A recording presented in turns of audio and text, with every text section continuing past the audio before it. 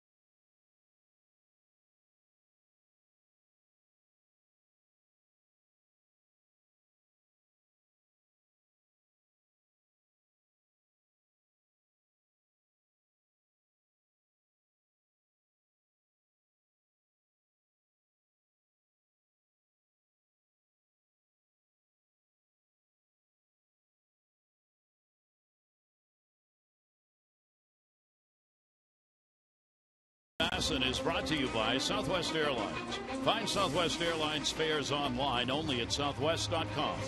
By Antwerpen Toyota. Visit their new Route 32 Clarksville facility. All month, they'll beat any competing offer on your trade-in. Hurry in today. And by visitannapolis.org. Find it here. Beautiful city of Pittsburgh and this great ballpark that gives you the great view of downtown. Take a look at our train game time temperature. A very comfortable 72 degrees under partly cloudy skies. Visit trainsearch.com to find your local train comfort specialist dealer. It's hard to stop a train, really hard. And for the first of 2 games, here is the starting lineup for the Orioles, brought to you by Southwest. You'll find their fares online only at southwest.com. Markakis, Manny Machado, Jones, Davis, Cruz, Hardy, Scope, Joseph, N. Gonzalez. Remember, in the National League yard, pitchers will hit. J.J. Hardy hot, 6 for 15 the last 4.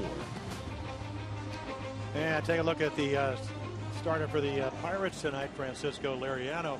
You can see the fastball's 38, loves the slider, loves the changeup. I thought Caleb Joseph said I faced him 2 games in spring training. I had to tell him I'm a rookie. I never saw a fastball. So again, he's got good stuff. He was a 16-game winner last year. This year he's 0-3. The only good news is that in his first 16 starts, or actually early on, first 4 starts, pitched well. They were 0-3.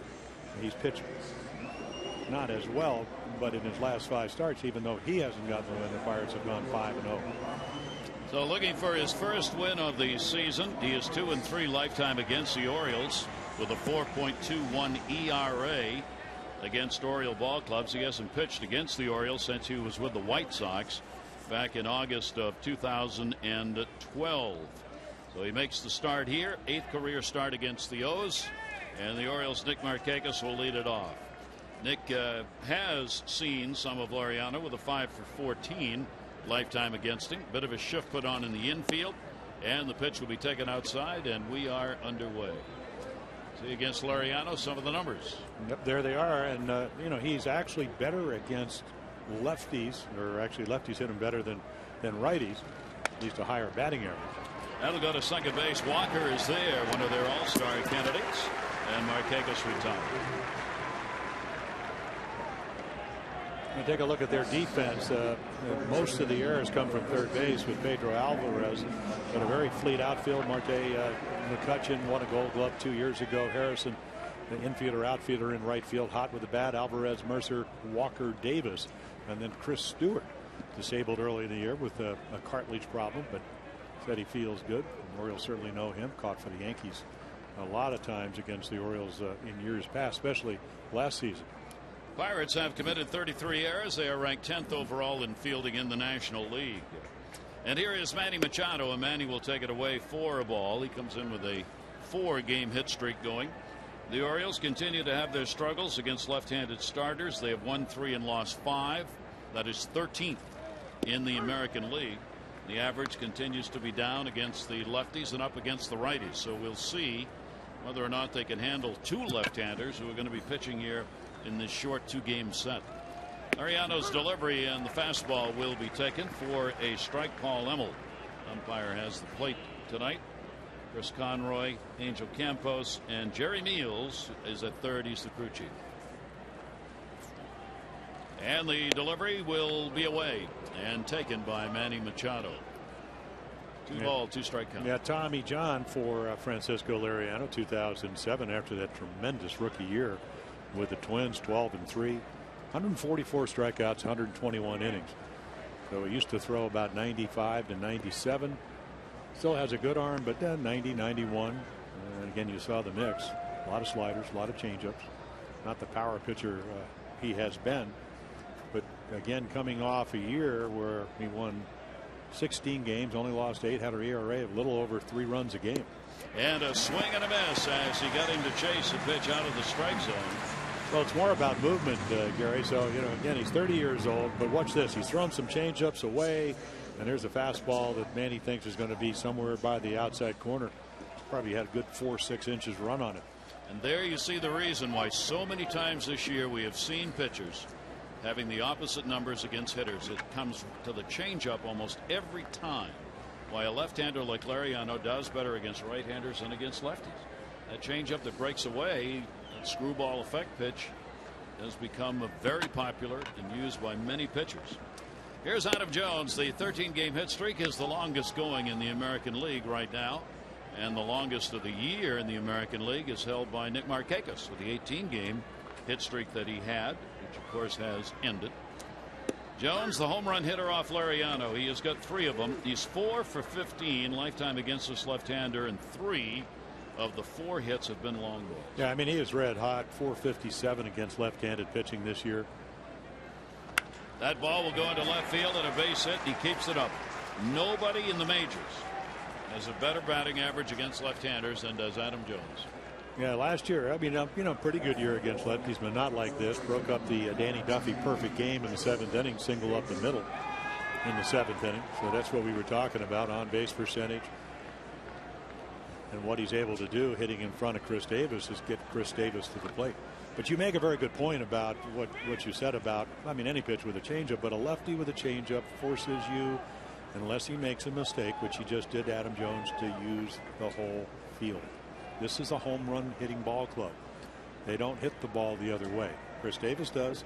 Hardy doesn't. I mean, you can go right through the lineup. I mean, some guys do, but it just forces you to cover the whole plate, and hitters don't like to do that. Chris Davis did not play against the Pirates in the series in Baltimore when the Orioles won the 2 games that ended up being a doubleheader. He has no history against the left-hander Lariano. Runner on at first base, 2 down, shift on all the way over the infield, and a chopper that's going to go out to second, but it went off Chris. That's a long way for a ball to go off the batter, but that's what it did. It went all the way out to second to Walker. So Chris will try and get the bat going against lefties and righties. The Orioles obviously need the home run power Chris has, and for Hardy to start hitting him, because right now the Orioles do not have that great on base percentage, fewest walks in the American League. They need the long ball. Good stop made by Stewart. He slides across to pitch outside. And for Chris, it has been just tough coming, and perhaps a little too tough, as he's tried to stroke those home runs, pulling them a bit, maybe coming off the ball a little. So working on just taking what is given to him, and as Jim said, going the other way. Yeah, they do that drill where Jim Presley will stand to third base and he'll just stay inside the ball. And there's a chase on one, and he got him. So Lariano gets a couple of strikeouts. The Orioles no runs, 1 hit, no errors, 1 left on base. Miguel Gonzalez will be coming to the mound for the O's.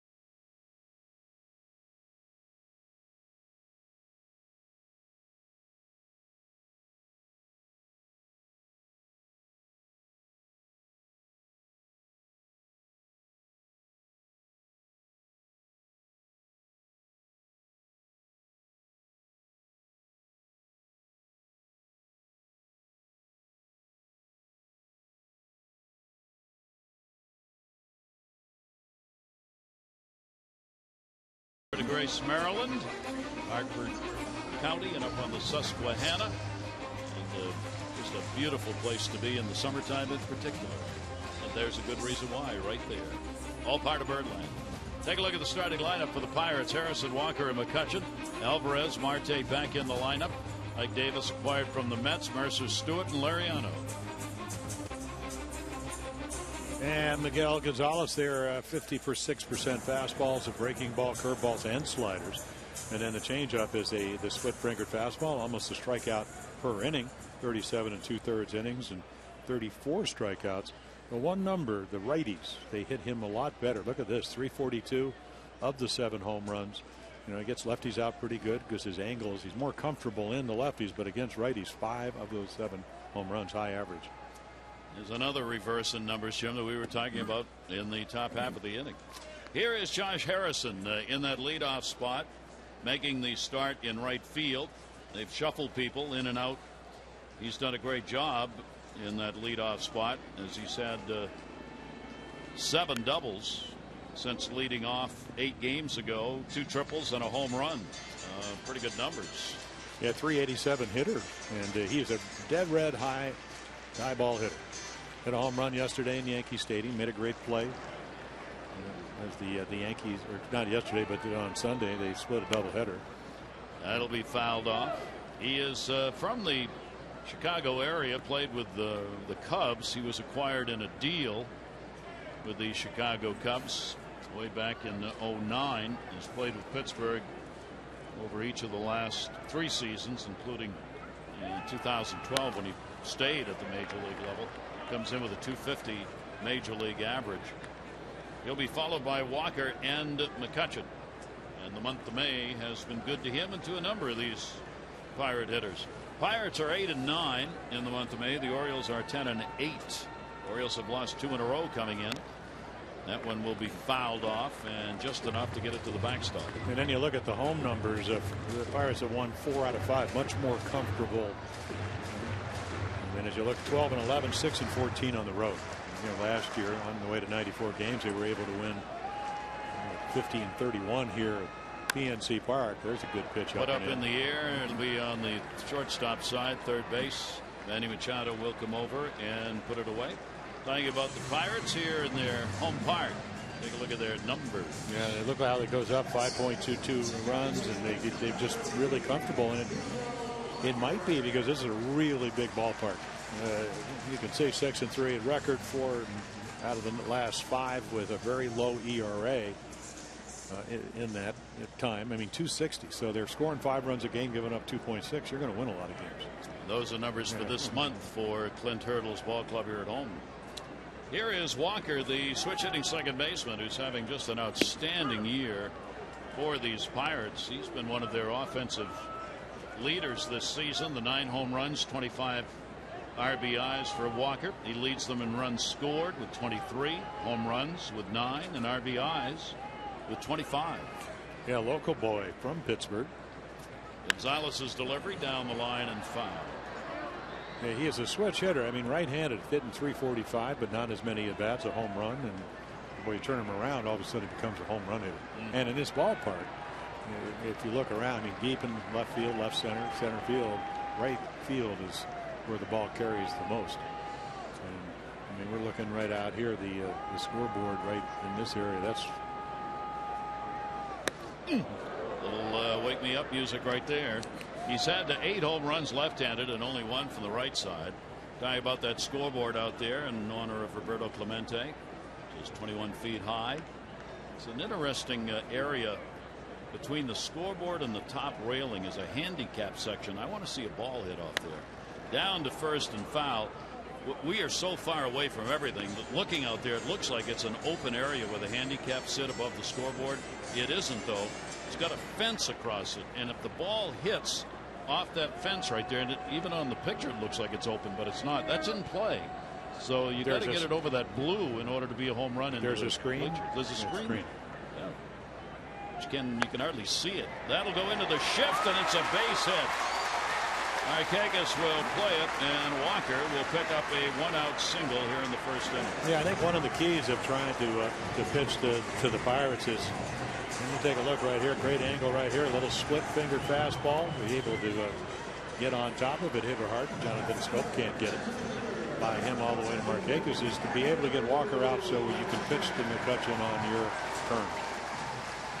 Andrew McCutchen, of course, is their leader in every way. McCutchen, 47 hits, 10 doubles, leads the ball club. 34 walks, leads the ball club. Up among the leaders, in fact, in free passes. Nobody wants him to change a ball game. That'll be fouled off. I asked Clint Hurdle today before the game. I said, Clint, do you think McCutchen should go after some pitches that maybe aren't quite strikes in order to help your offense? And he said no. He said, I'll take these walks, 34 of them this season, third. He said because if he starts chasing, it just means pitchers are going to go further and further out, and he's going to chase more and more, and I don't want him doing that. Yeah, there's a fine line, especially when he's got Pedro Alvarez, even though he's not hitting with the power numbers the last 2 years. That ball's going to go into left field for a base hit hard. Cruz is out there, and there are 2 on, 1 out.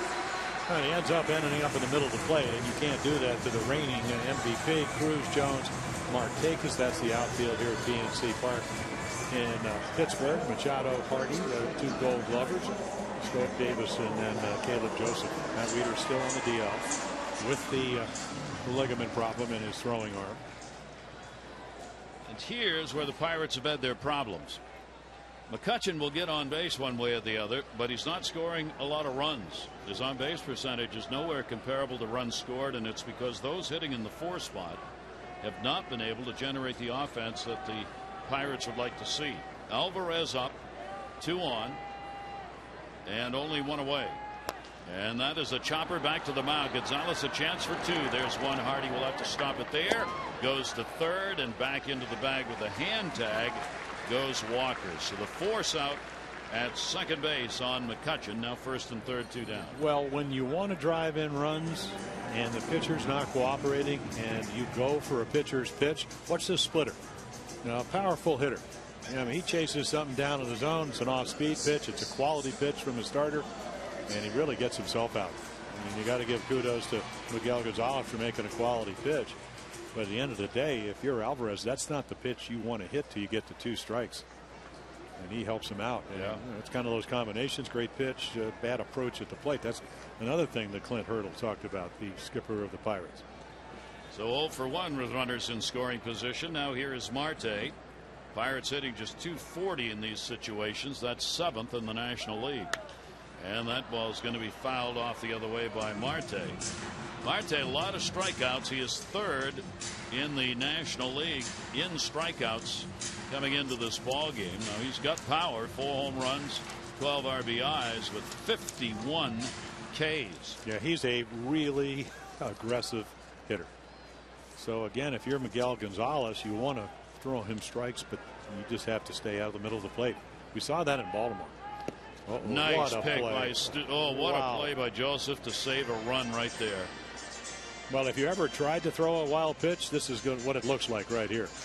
I mean, that's a slider or something that bounces in the middle of the left-handed. How he ever catches this ball, well, we've seen. You could see him coming and then just somehow able to get the leather on it. That gets by him, and Walker would score from third base. And not only that, you get another runner in scoring position. Gonzalez trying to get out of the inning. Marte waiting on it, and a swing and a miss on the big uppercut. Marte with runners in scoring position, hitting just .242 on the year. Another thing to be aware of in this ballpark, had that been a wild pitch, there is a wall behind home plate that is what, limestone? It's rock. It's limestone. That ball will bounce off there all the way back to the infield. You never know on a wild pitch where it's going to go depending on how it hits that wall. Here's the delivery, and it will be taken inside. Just missed. Trying to catch the inside corner with it. Well, Marte's been red hot. We talked about Harrison hit a home run. Marte hit 1-4 for his last 10. Couple of home runs. Having a really good month of May. .333 hitter. He came out of the game Sunday with a hamstring problem, and an off-speed delivery gets him. So Gonzalez gets the strikeout, and the Pirates no runs a hit and 2 left on base.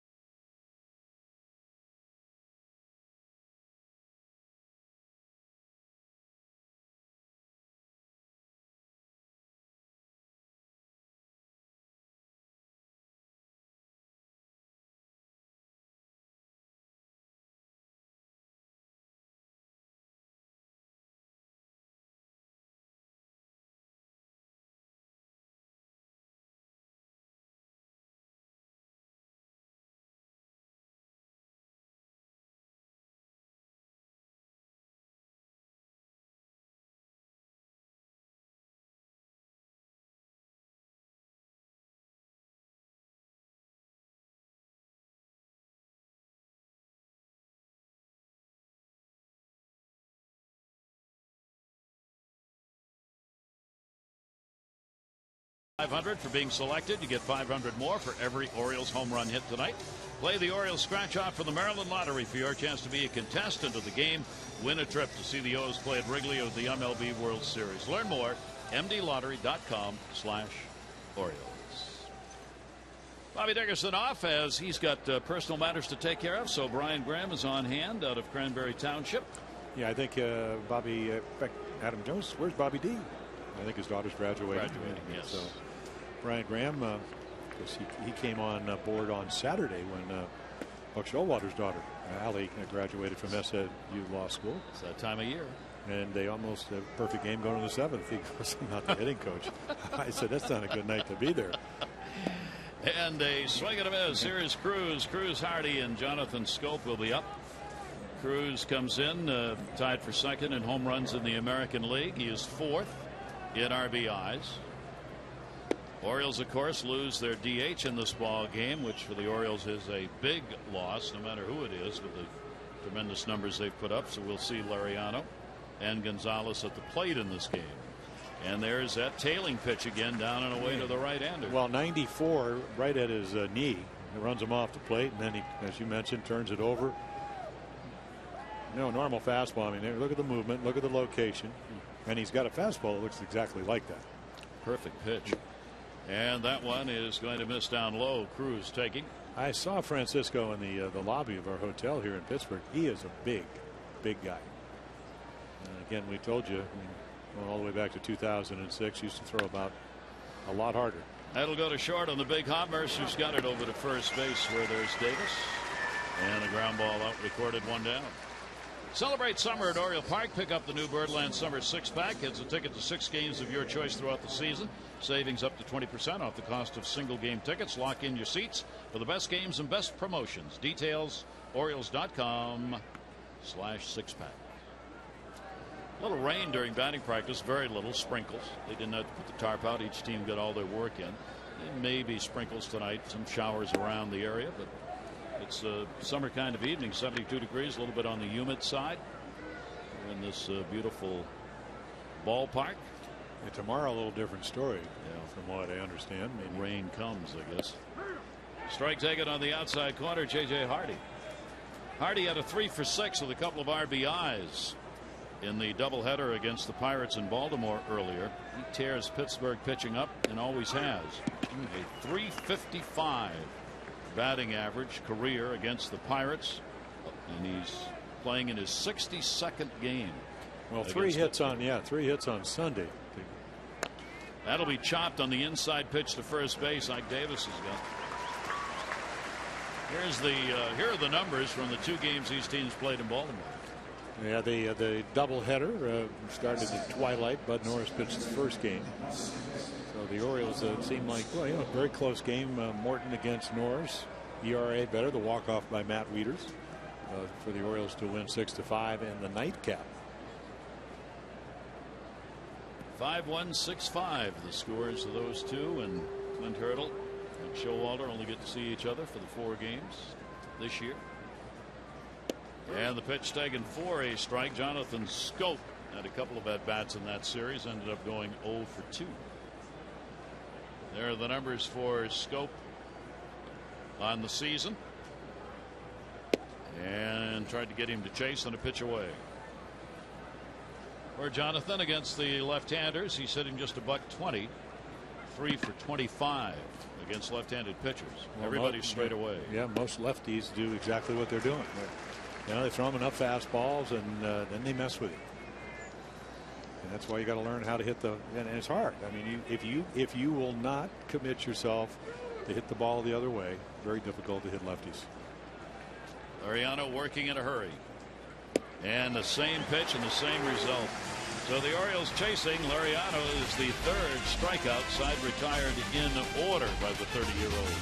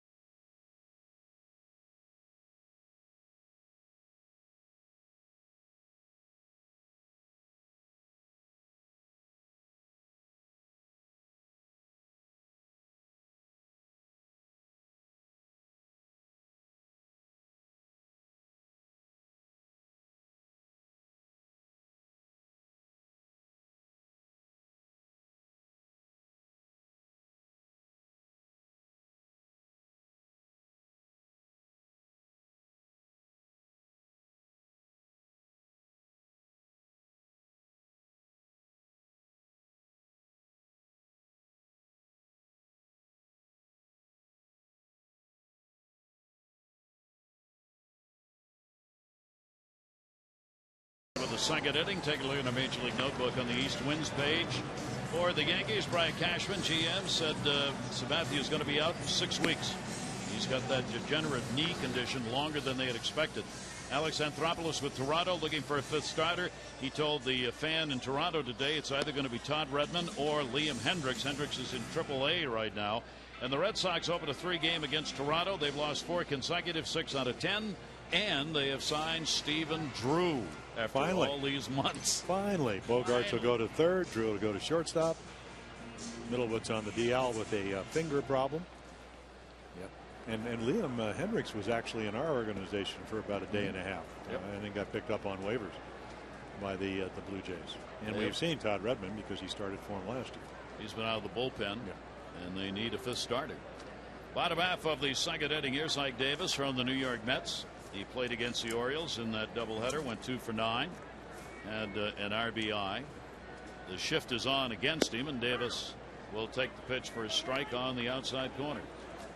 Davis, another one of the players who has talked about months and months about the fact the Mets needed to make a deal because they had a couple of left-handed hitting first basemen. Who was it going to be? And it went on and on and on, and then finally Ike Davis was the one.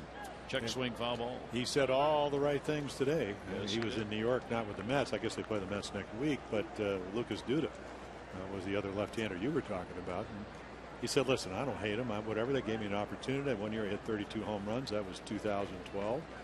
2 years before that I hit 19. I got a chance. Yeah. Somebody had to play. Somebody had to go.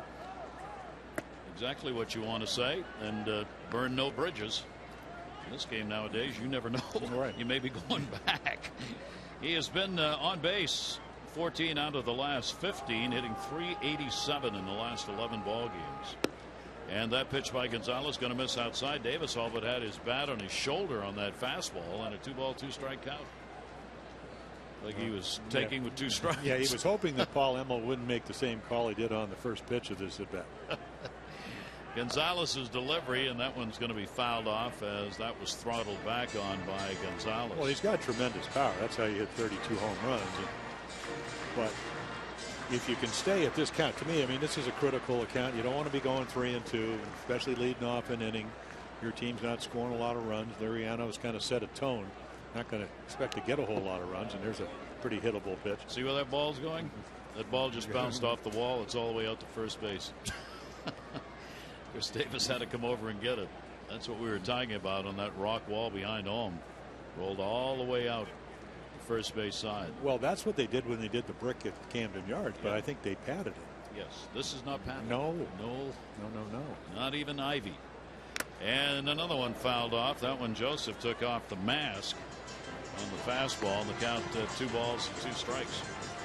Interleague play where the Pirates made some runs last year. Watch this one.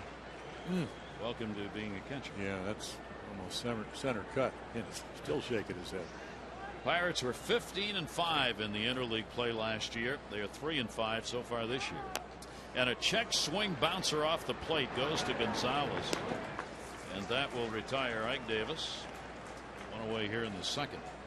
Starting on Friday, Masson is celebrating its first social media weekend of the season at Camden Yards. All weekend long, Masson will be on site at Utah Street, rewarding fans with great prizes. So visit Masson Orioles on Facebook and follow at Masson Orioles on Twitter to learn how you can win. Mercer coming up. Teach us how to tweet. Twitter, yes. That goes to short, right at him. Hardy's got it. No tweeting or twitting. No, right, yeah, but nice pitch. Miguel. We used to yell. The guy had hit a singeing line drive at Brooks Robinson or Belanger. One of those Gold Glovers. Nice pitch. Hey, it's an out. What do you want? Well, 1 pitch, 1 out. 1 pitch, 1 out. What do you want? Now, the good news is you better remember where that ball was because you don't want to be doing it again. Or you might not see the ball again. Right, exactly. Here is Stewart. Stewart had an 0 for 5 in the doubleheader in Baltimore. Back behind the plate. Now has made 10 starts after that right knee surgery. Put him on the DL at the start of the season. Yeah, he said he thought he was going to be able to work through it, and then he said the doctor came in, yanked the knee, and it went in because the cartilage was kind of frayed, went right into the joint. He goes, no, got to go, got to have it operated on. And that was in spring training. And he takes that pitch from Gonzalez, who gets ahead of him 0-2. Gonzalez with a big differential in ERA, home and road, hopes to put a dent in that 6.86 ERA he's got away from Camden Yards. Starting out well, that'll be played by Davis in a 1-2-3 inning here in the second. We've completed 2 here in Pittsburgh. Pirates Orioles fans from the city.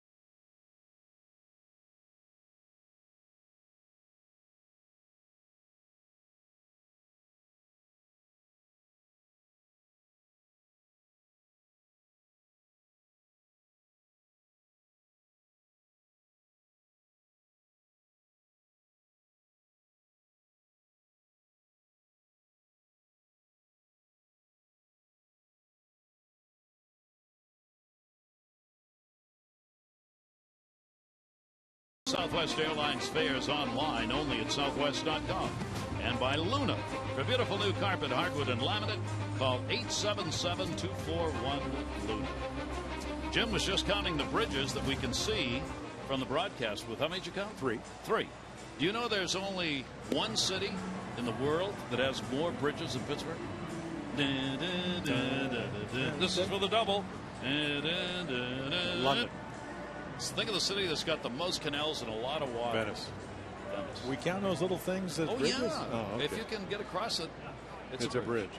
That's the Roberto Clemente bridge that you're looking at out there. 446 bridges in the Pittsburgh area. Whoa. No wonder. Well, a lot of rivers. I mean, a confluence of rivers. Confluence of rivers. All right, here's the other trivia question. What are they? Well, I know. Oh, okay. All right, that'll be a ground ball to short. Joseph will be thrown out by Mercer. 1 pitch and 1 out here in the 3rd inning. That's like that'll bring up Miguel Gonzalez, what the pitchers have been waiting for all season long. No, they haven't. Or dreading all season long. Well, you saw the you saw the article in the New York Times about the Mets pitchers. Yes. I guess one of the rookies came up the other day, DeGrow or something, and he got the first hit. They were 0 for 64. 64, yeah. And of course, Sandy Alderson said, "Well, we don't want him to get hurt." But it's the National League. Yeah. You can help yourself. Yes. I mean, look at Glavine, look at Maddox getting in the Hall of Fame. They were really good. Not only could they bunt, they could hit a little bit. Help yourself, yeah. I mean, John Smoltz is quoted in that article saying, well, ultimately you're going to get pinch hit anyway if it's a tie game or maybe you're a run down. He hits the ball. Yeah, that'll go to short again. Mercer's got it. Hey, put it in play. Anything can happen. So Gonzalez, well, you got to say good things. What are you going to do? The other pitchers are jealous. The Orioles are back in town Thursday. They'll begin a 4-game weekend homestand against the Indians. And on Friday, it'll be fireworks night. All fans can enjoy the great fireworks display after the ball game at 7:05. Celebrate early summer, Oriole Park. For visits, to tickets, rather, go to Orioles.com or 888-848-BIRD. So 2 outs. Hey, hit the ball. Yeah. Now I'll have to run. Yeah. And he did. They got a pinch hit now. Well, I watched him take batting practice during the Tiger series in Baltimore. Tillman a little bit. Britton hit a home run in the interleague play. Beat out an infield hit. 102 degree degree temperature. Had to leave. He was exhausted. Jimenez, Ubaldo, he's played in the National League. He's hit before. The rest of them, not happening. Tommy Hunter, big game Hunter, he can hit a little bit, or so he says. But he won't have to worry about it too much in the role he plays. Lariano with 2 down, nobody on. Markakis grounded out his first time up, and Disco Lariano's delivery, and that'll be put in the air left center field, and that will fall in for a base hit. Yeah, like I said, lefties hit him a little bit better. The Orioles and the Pirates, they live next door down in spring training, as you know. Bradenton, just a little bit to the north of Sarasota. They played each other 4 times. I got my scout in the eye, or in the sky, excuse me, and in the eye too.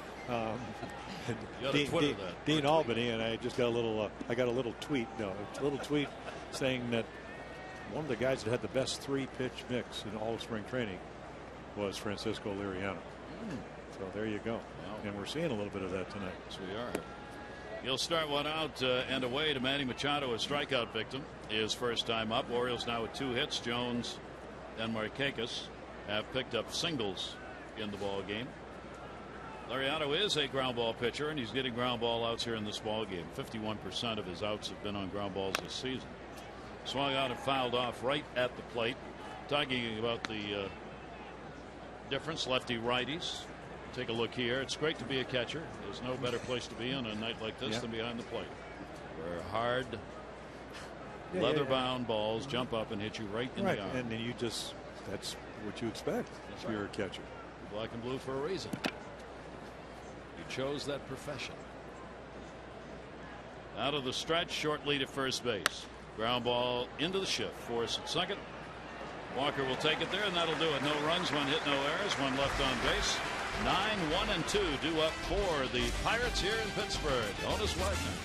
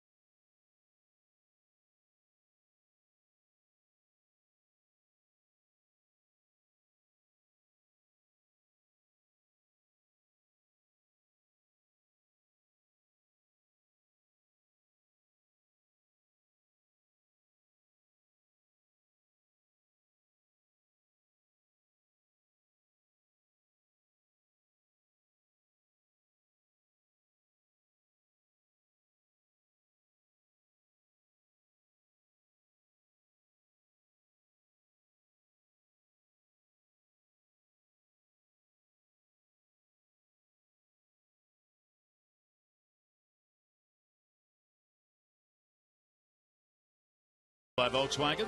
It was October 16, 1971. After losing games 3, 4, and 5 in the World Series, Brooks Robinson keeping the Birds alive. A walk-off sac fly. It would drive in Frank Robinson, bottom of the 10th inning. Orioles 3-2 over the Pirates, and they would move on to a Game 7 of the 1971 World Series. And we have the Baltimore Colts to thank. They had played in the football field the week before. Davalito's throw hit a foot mark right in front of home plate. Ball went up in the air, and you saw Frank slide underneath the tag. I had pitched the first 9 innings, never getting any runs, 2-2, and we won in one Still of the 10. complaining. And then I saw Steve Blass, who does TV and radio. He beat us in Game 7, 2-1. Yep. And then we went off to Japan for a month. Could do worse things after a season. Pitch will be taken for a strike.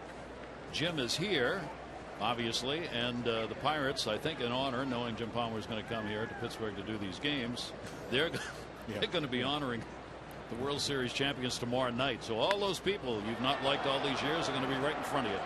That'll go to right field. That'll be hauled in. Lariano on the long fly ball, one away.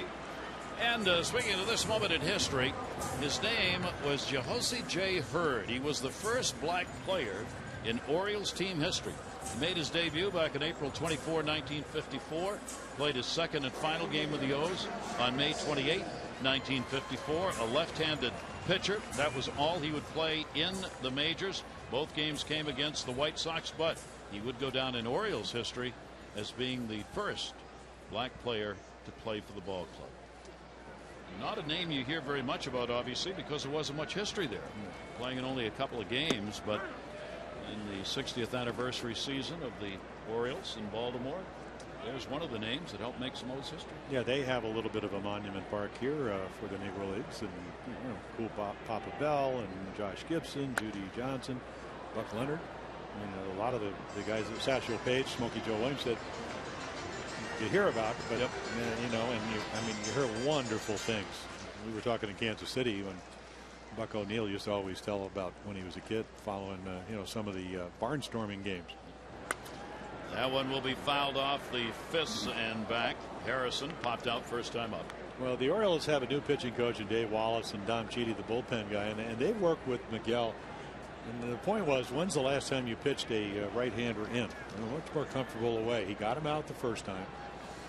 Outside again to it. So part of pitching here at this level, and there's Dave Wallace, is that you don't want the scouts saying, listen, he can only pitch to one side of the plate. You'd like to be able to command your stuff. And when Miguel came up 2 years ago, the first game I ever saw him pitching in Anaheim, threw the ball right by him, but in. That one will be chased down to third. It is a fair ball. Machado with a quick release over to first. Didn't get it. Delayed call over there. Chris Conroy a bit. Looked like he was safe, though, and a slow roller. Machado couldn't have gotten rid of it any quicker. There, he's off the line, and then he just tried to get it. Bounces a little bit. Great play by Chris Davis. And call right on the money. Yeah, Josh Harris is going to help out Chris Conley with the, what's this right there? I'm safe, and he was. That's an infield hit. 3 hits in the ball game. All singles now for the Pirates, and Walker has one of them, and he's coming to the plate. Neil Walker with a base hit was stranded. Keep in mind, for Gonzalez, his last start was on May 10. He has pitched in relief since then.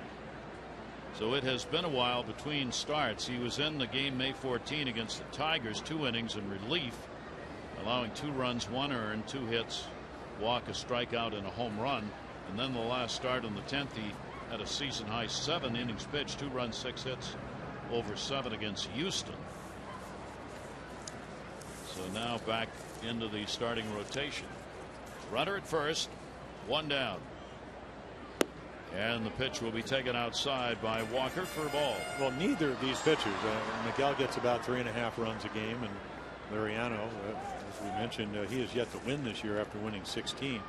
They get him 2.03 runs per game. Not going to do it. Nope. Well, you're not going to win a lot, but they've won the last 5. And then right here, we've already seen that hit that you talked about with Walker was just a little split-fingered fastball that he was able to hit by the shift. So now they go into the shift in this count. In the road starts with the Orioles for Gonzalez, 28 of them prior to this, 10-10, a 3.95 ERA. But as we said this year, that ERA way up, almost 7. Pretty big lead at first base. Runner not going. Ground ball into the shift is going to be a base hit. It goes off the glove of Jonathan Schoop. Slowed it down. Won't matter, though. Harrison was going to take third base, and again the Pirates with 1 away, first and third. Yeah, they put the shift on, and he hits it where he was originally playing when the count started. You see him over in the hole, but again, he was playing about maybe 5 steps to his right. Not a bad pitch, but a bad result. And now the big danger zone for the Orioles with McCutchen coming up. Well, that's what we said the first time. If the table setters, the guys in front of them, get on, then you have to pitch to them. And they did, and he hit a line drive into left field. McCutchen, that base hit coming in the first inning. Now 2 on, 1 down. Gonzalez's delivery to him. and that will be fouled off. McCutchen a .323 average with runners in scoring position. So this is a test for Miguel Gonzalez, trying to get out of this, looking for the ground ball. Gonzalez has been a pronounced fly ball pitcher. 60% of his outs have come on fly balls. And McCutchen only strikes out about 20% of the time, and that's what Miguel's looking for, that or a double play ball. 0-1 delivery to him, gets away. Runners will stay. Joseph blocked it and kept it out in front of him where he could see the runners. Well, he's done a great job behind the plate. Caleb Joseph, the work he's done. And Steve Clevenger handling the duties while continuing to watch and trying to help doing what he can, which isn't much baseball wise. Matt Wieters, and the decision yet to be made on whether that elbow problem is going to require surgery or not. Runners off first and third, and the delivery again in the dirt, and again Joseph down to block it, and the count goes to 2-1. Yeah, what you have to be careful here is staying away from the big inning.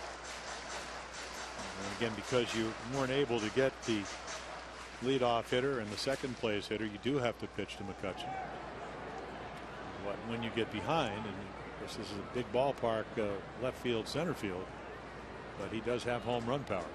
Hasn't had an extra base hit in 36 at bats. Puts that one down the line. It's high and deep. You got to go back to May 5, the last time McCutchen picked up an extra base hit. It's been a grouping of singles so far in the month of May for the Pirate star. And now Joseph out to have a discussion with Gonzalez, and now they want to work the 2-2 count to McCutchen. Well, he hit 38 doubles last year, 317, 21 home runs, 84 RBIs.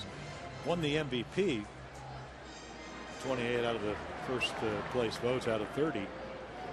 The year before actually had a better year. More home runs, more RBIs. And that's going to be a base hit into left field. Harrison will score.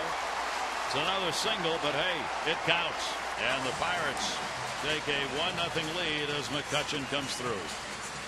Well, he's just too good a hitter to stay in the middle of the plate, and inevitably that's where the pitch ends up. You can see where Joseph goes, and it's just a slider, and he's just all over it. A couple of line drives for Andrew McCutchen. This one gets an RBI and the first run on the board. 20 RBIs on the season for McCutchen. That'll put runners at first and second and bring up their home run hitter in the cleanup spot. Andrew Alvarez hit into a fielder's choice. His first time up. 2 on and 1 out. Partial shift on in the infield, and Joseph again having to go way inside. Hangs on to it though. A run on 5 hits now for the Pirates. Orioles no runs on 2 hits. And as Jim said, the Pirates a chance for a bigger inning. Yeah, and that's what Pedro does. Talking to people not only here tonight but around the league, big time power to all fields. That's how he hit 36 home runs last year, 33 the year before. He'll foul that one back. Now, can you strike him out? Yes. But he is right behind Neil Walker in home runs with 8. Alvarez only .213 with runners in scoring position this season. Not a very good number, especially for somebody batting in that cleanup spot much of the time. He has had more chances with runners in scoring position than any other Pirate. 1 ball, 1 strike count. Gonzalez checking the runners, and that'll be foul back on that hard cut. Take a look here at this ballpark. Now, these are the numbers from the complete season last year here at PNC Park in Pittsburgh. The runs per game combined for the teams was the second lowest. The batting average, the 4th lowest. Home runs per game, the second lowest. And ERA, the 3rd lowest. So this has been a pitcher's yard, even with the Pirates having an outstanding year last season. There's a floater that got away from him at 76 up and away. Yeah, and they really took advantage of it. They were 50 and 31, and what was so impressive is that their ERA was under 3, 2.92 here. You're right, they did pitch well here, and even over 500 on the road, 44 and 37. Gonzalez look back to Walker at second. Ground ball down to first. That'll be a foul ball handled by Davis just in case. Gonzalez trying to work out of it. First inning, the Pirates had a couple on with only one away, and he was able to get out of the inning. Not this time. Walker back to second, McCutchen to first. And Alvarez with an RBI opportunity. Both teams had the day off yesterday as the Pirates returned home from a road trip, splitting a doubleheader against the Yankees on Sunday. They were 2-4 on that road trip. Orioles, of course, splitting games in Kansas City. Play the 2 games here and then go home. Trouble getting the signs squared. Joseph goes back out. Well, they're looking to strike him out if they can. Once again, even though you have one out, count still in your favor. Alvarez with 186 strikeouts last year, 180 the year before, so he's a free swinger.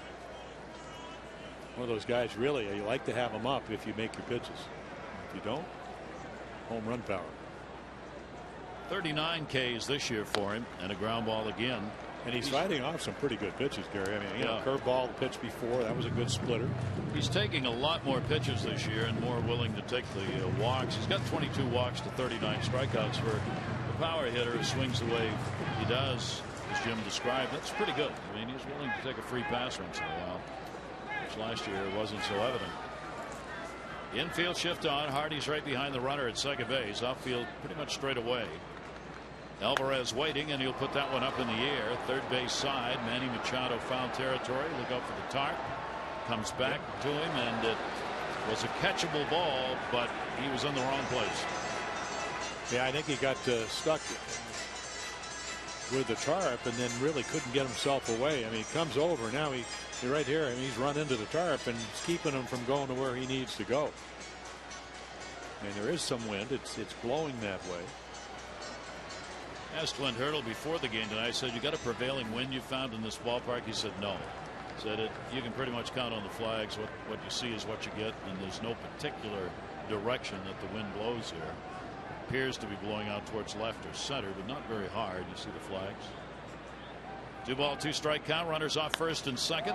That one put up in the air. A long run for Cruz over near the side. It's a foul ball. Where's Cruz? He gets up and is all right. Very little room over there between the stands and the line. Yeah, almost like Fenway Park. That ball about, what, 2 feet foul? Slicing away from him. No chance of catching it. I think you're absolutely right, Jim. If you just took a shot of just that area, you wouldn't know if you were here or in Fenway. Yep. You couldn't tell. It exactly the same. Well, the fear factor for Miguel Gonzalez. I mean, you know, the fact that green monster's out there. I used to get green paint on the back of my uniform. It was that close. I think even though this guy is a home run guy, a little more comfortable here. 2-2 delivery again. Alvarez again will fight it off. So Gonzalez talking to himself after that last pitch, trying to find a way to get Alvarez out of there as he battles some real good foul balls on good pitches. He's tried everything: fastballs, curveballs, and the splitter. This is going to be the 10th pitch of this at bat. And because there's a runner at second, Hardy behind him, and so it's kind of a semi shift. And got him on a called strike 3 and no argument. A big K. They're everything, and then all of a sudden, I think Pedro was maybe looking for something soft. Buzzes the outside part of the plate. Nice little pitch. And look how nicely Caleb just puts the glove there and holds it for Paul Emmett. So now Gonzalez with a chance to get out of this, surrendering only the 1 run on the RBI by McCutchen. Still 2 on. Here's Marte, a strikeout victim. His first time up. 2 on and 2 down. Gonzalez will hit the outside corner with it for a strike.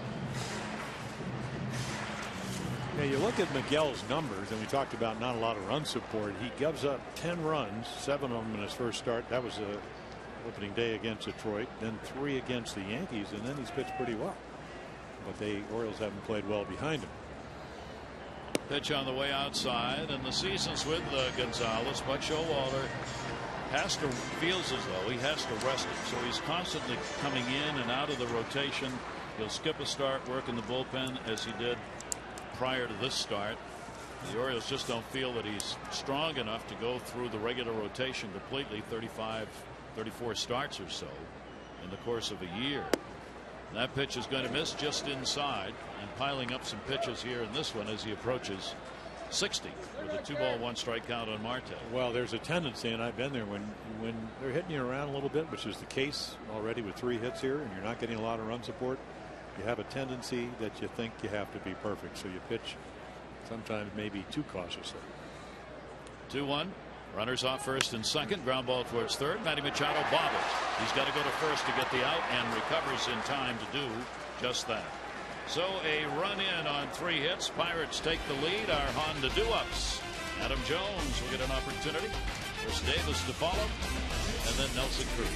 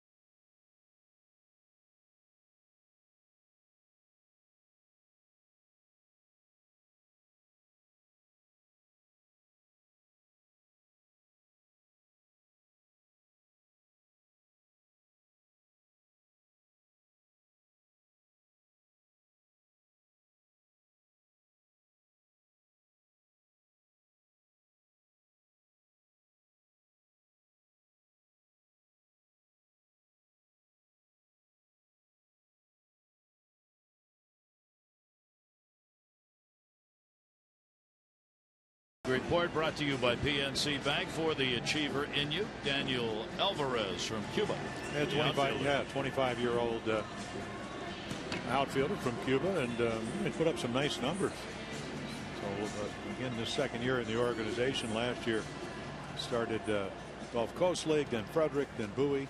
So Henry Rudia, also out of Cuba, another outfielder the Orioles had, who actually spent some time with the Orioles last year. Alvarez got promoted to Double-A just 13 games into his minor league career last season, and Brian Graham, who was here at third base coaching, said he just tried too hard. So they worked with him, Gary Kendall and Graham, trying to make him more patient, and that has really paid off this season for him. The big night he had in the ball game, and a real fine start. 6'2", 180-pounder outfielder, raised in Cuba, and now with the Orioles organization. Adam Jones trying to get it started. You see the numbers when Adam gets going early. First pitch, 0-1, the 1-0 count. Big average for him. He is aggressive anyway, as Oriole fans know, at the plate, and that pays off for him with those numbers. Well, that tells me that he's getting good pitches to hit early and not swinging a lot of pitchers' pitches. And right here, the Orioles would like to do something they haven't been able to do in the first 3 innings, which is to get the leadoff batter on. Maybe see if they can open up some holes in the defense for the Pirates. Ariano's retired. Only 63% of leadoff batters coming into the ball game. That'll go to third base, though, on the ground. Alvarez on the short hop will make the throw over, and Jones is the first out here in the 4th inning. Oriole fans can earn rewards for sharing and posting Orioles content on social media, joining O's Bird's Nest. Join the conversation now. It's osbirdsnest.com. Enter today's bonus code, Flanagan. Before midnight tonight, receive 2 bonus tokens and be entered to win a monthly prize of an autographed player photo or the year-end prize, 2 tickets to opening day 2015. That's O's Bird's Nest. Chris Davis had a check swing, and he went around on it. Home plate umpire Paul Emmel making that call. Davis, a strikeout victim, his first time up. A run on 5 hits for the Pirates. No runs, 2 hits for the Orioles. Pirates have left 4. The Orioles have left 2. Mariano's pitch will be taken outside. You can see Chris just saying keep the left shoulder in, but it's also about the footwork. Somehow you got to figure out, how do I get the front foot down when he gets his front foot down? And that way you can slow the ball down, which he did so well last year. Chris trying to pick those numbers up, as are most of the Orioles against the left-handers this season, hitting only 194 against lefties on the year. And another check swing, and again he went around on it, and again Paul Emmel at the plate making the call. 2-2. Yeah, you got to be on time to hit, and he's been having trouble doing that. And then they had some power arms, not only with the Tigers. That'll go to the shift. It's knocked down. Walker the throw. It's way off, and it'll go to the catcher. Throw back to tag Davis, and he's safe. And Davis, Ike Davis, thought he'd made the tag in time, and he thought Chris Davis had turned towards second base. And he also beckoned Clint Earl to come out. So again, a great play by Neil Walker. I mean, sinking one hop line drive, and then he just, you can see his body language tells you right to Chris Stewart. I don't think. I mean, he's going to come out. He'll wait.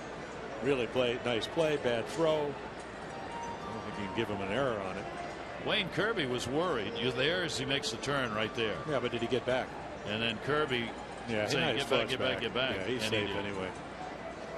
And you could see Chris Conroy, the first base umpire. So he can talk all he wants. The foot got back in, and now he's going to turn around. Look at this. Yeah, this is the great replay scene right there. Welcome to 2014. Yeah, he was a lot of spontaneity. Yeah. Just wait for the video guy to give you the thumbs up. It's kind of like when you were in the old Coliseum. Nobody went the thumbs up or the thumbs down. So Davis is on. That is a base hit. Maybe I thought he needed that Clint needed to get a little cardio work. Cardiovascular work. So he called him out. So you have to take care of your manager. Exactly. Down to first base. He's farthest away over there on the third base side. Get him out there. You put me in the lineup, and I take care of you. Exactly. And here is Nelson Cruz. Orioles down by a score of 1-0. Cruz grounded out his first time up. Couple of hits now in 6 lifetime at bats off Laureano. Certainly an all-star candidate for the Orioles in the great season that he's had so far. That will be bounced in the dirt. Stewart will make the stop and hold the runner at first base. I mean, where would the Orioles be without Nelson Cruz? Well, they wouldn't be over 500. I'll tell you that. 2 for 13 in Kansas City in the first game. I mean, Giordano Ventura thrown 99, and he walked Davis and got a fastball up, and he hit a 2-run home run. That was the Orioles offense, and they were able to win 2-1. He has been magnificent this season with those 12 home runs, 37 RBIs. He leads the Orioles in both of those departments. He has crossed the plate 25 times. That leads the Orioles. He's picked up 7 doubles on the season, and for the Orioles that's second. Clevenger, and here he will draw the walk, and the Orioles have something going. Runners at first and second, and 1 away. Now time for all fans to tweet their photo using hashtag #MassonFanPhotos for a chance to have it shown in a future broadcast. It's brought to you by AT&T. 2 on and 1 out. Mariano's first walk, and that will give Hardy the opportunity. JJ grounded out his first time up. Brings that big .326 career average in this ballpark with 1 home run to the ball game. The Orioles with a chance to have an inning themselves. Laureano's delivery, and that is in there for a strike. Yeah, he's got the slider coming at you if you're a right-handed hitter, and then as you mentioned, we've seen the 2-seamer, we've seen the changeup. Left-handers hitting .278, right-handers .235 off Laureano. Lefty's delivery will be chopped foul outside of third. Yeah, JJ saw a changeup that stayed up, and almost not happy that he chased the ball, but very aggressive swing. He wanted a piece of that one. Yeah. Ray Searage looking on, former Major League pitcher. Davis off second base, Cruz off first. Infield double play depth, outfield deep. Delivery, and Hardy will put that one in the air to center. Long run, McCutchen coming, can't get it. Late break and away from home. Here comes the throw to the plate. They'll let it go off the mark, and the Orioles have tied the ball game on a base hit by J.J. Hardy and an RBI. It's 1-1. Yeah, McCutchen almost across the river playing so deep, and it's a little bit unusual, especially the center fielder, because J.J.'s more pull power. So that's just a change up, stays up. And off the mound, you probably think he's going to get caught. Look how deep he was playing, and he doesn't catch it. Not only the Orioles get run first and second, they get that run in, and good read by Chris Davis, because if he doesn't have a good read, know where McCutchen is playing, he doesn't score. 10th RBI for J.J. Hardy. The Orioles shortstop ties the ball game up, and the Orioles' Jonathan Schoop, a strikeout victim, will stand in with 2 on. The Orioles with a chance for a big inning of their own if they can stay out of that double play against this ground ball pitcher. Bounced, and Stewart able to make the stop on it. Orioles now with 4 hits in the ball game, kicked off by Chris Davis, picking up that infield base hit to start it. See for Schoop, real solid average, runners in scoring position. The Orioles as a team hitting .272. They are 3rd in the league. And that one got away from Lariano, and Stewart says settle down, stay square. Yeah, it's almost like when Jonathan Schoop gets to the plate and there's runners on, they have to throw him strikes. And he's much more disciplined, and when there's nobody on, they throw pitchers pitches, and he's getting himself out early. I mean, that's what young hitters usually do, and then they learn. So he should get a pitch to hit here.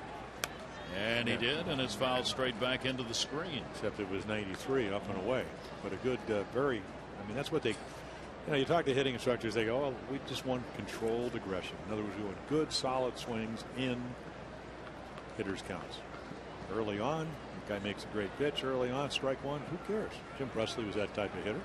He was a strikeout guy, but a power guy. Look to hit the ball to right center field.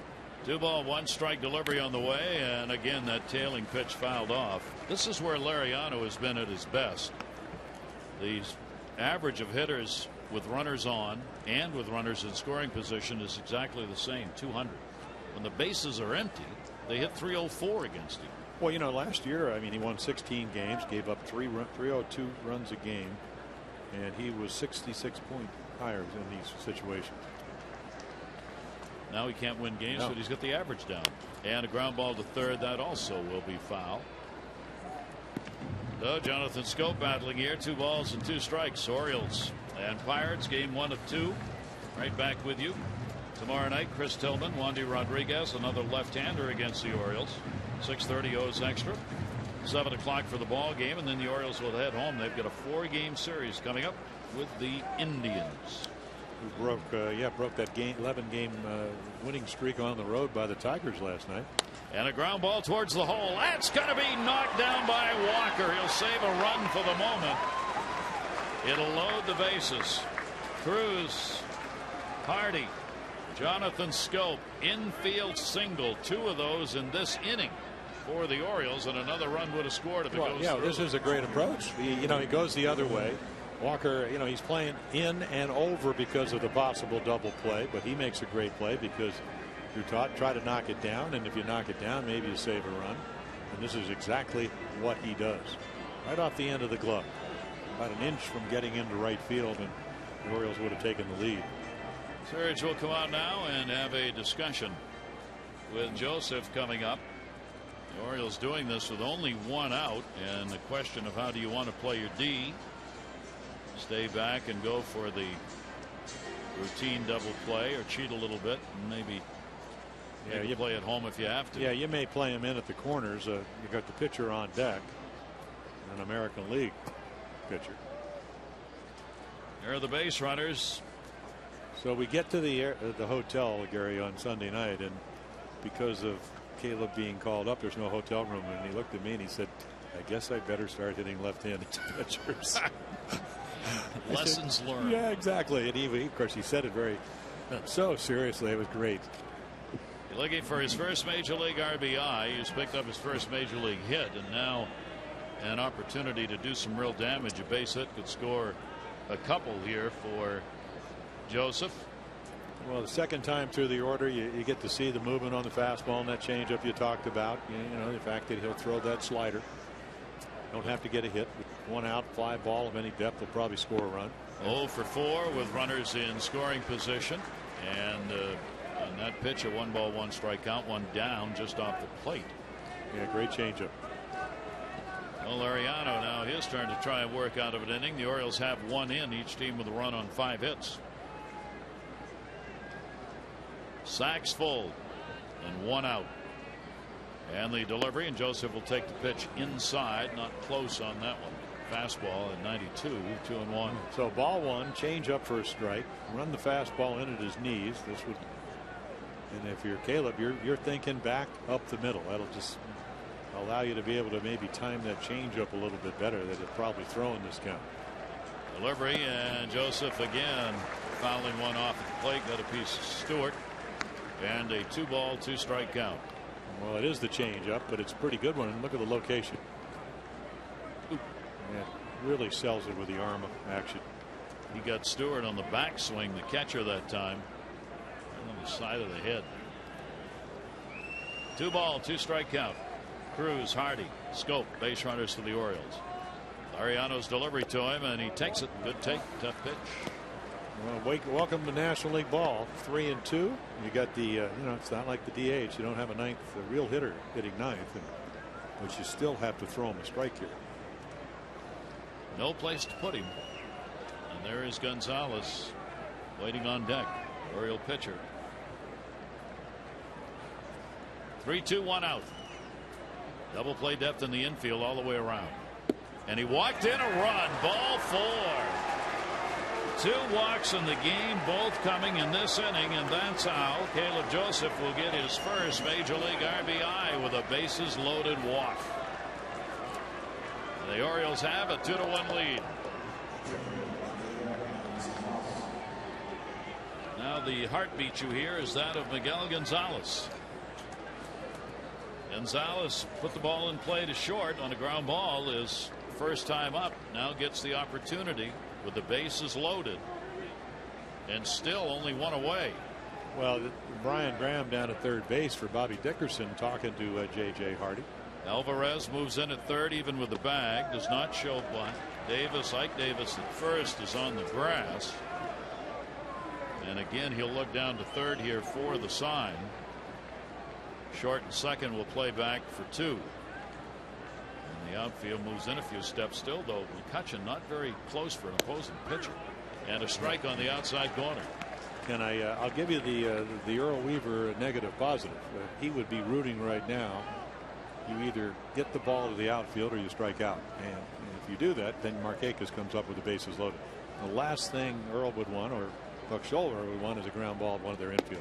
Not asking him to bunt here, and the pitch is taken away, and right now Laureano's struggling with that strike zone, so a 2-ball 1-strike count. Well, maybe take one here. Yeah, Alvarez and Davis at third and first respectively, they are playing even with the bag just in case. 2-ball 1-strike delivery on the way, and down the line, and it is foul, but he got a piece of it, and Gonzalez had the Orioles bench up on that one. They were on their tiptoes hoping that was going to fall in. 2-2. Now Laureano looks for the strikeout. Yeah, that probably would have scored all 3 if it stayed fair. Would have rolled around that wall in left field.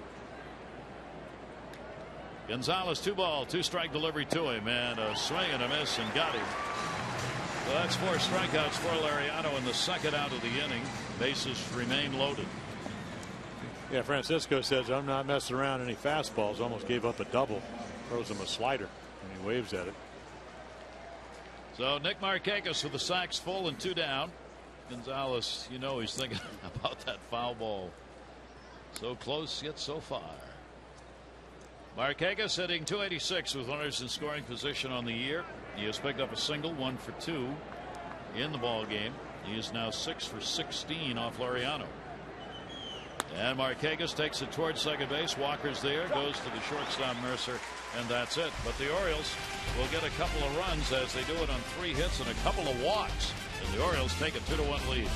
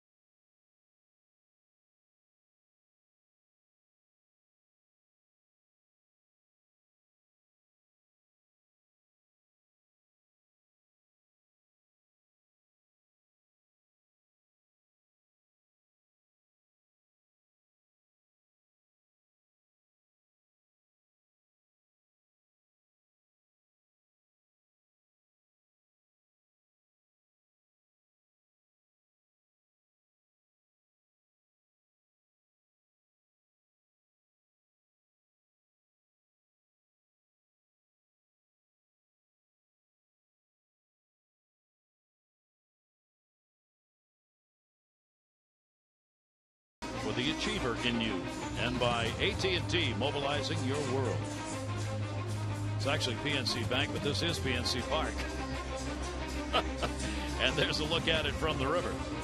Now the tour boats going by the Roberto Clemente Bridge. I walked across this morning. I had to come over for some stuff at the ballpark. The bridge has a lot of padlocks on it, like the Pont d'Arc Bridge in Paris. I don't know when that started, but the Roberto Clemente Bridge has been there since 1928, named, of course, in honor of the great pirate, and they have started putting those locks on for couples who get married or made commitments to one another for a lifetime. You put a padlock on that usually has the first name or the initials of the couple, and that's what the Pont d'Arc Bridge is in Paris, and they're doing that here on the Roberto Clemente Bridge. You go across, and there are all kinds of padlocks that are attached to the railings along the bridge. I didn't see yours, but I'll look again tomorrow. Mine? My padlock? It's in Cooperstown. Cooperstown. It's a good bridge. It's a good bridge to put your padlock on. I'll put Jane Clark's little... Put it right out on the porch. Yeah. My best man is now the president of the Hall of Fame. Well, there you go. Jeff Idelson. President Obama is going to speak in Cooperstown on Thursday. Yes, by the way, just in case you want a little political news. Trivia.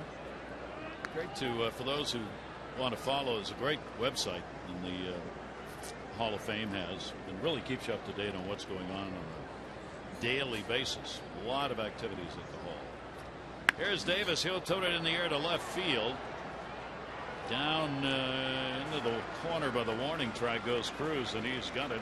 And Davis retired. He is 0 for 2 on the way, 4th inning. Take a look at our Jeep inside the numbers. So again, 10 of those earned run in the first 2 games. Those numbers have come down. You know, his changes wind up a little bit. You know, the whole philosophy of the new pitching coaches that, you know, what do we need to do to get you better? And they watch during spring training, and then they try to fine tune depending on what you need. And then Miguel's, I mean, he got himself out of trouble in the 3rd after he got himself into trouble, which is also always nice to do.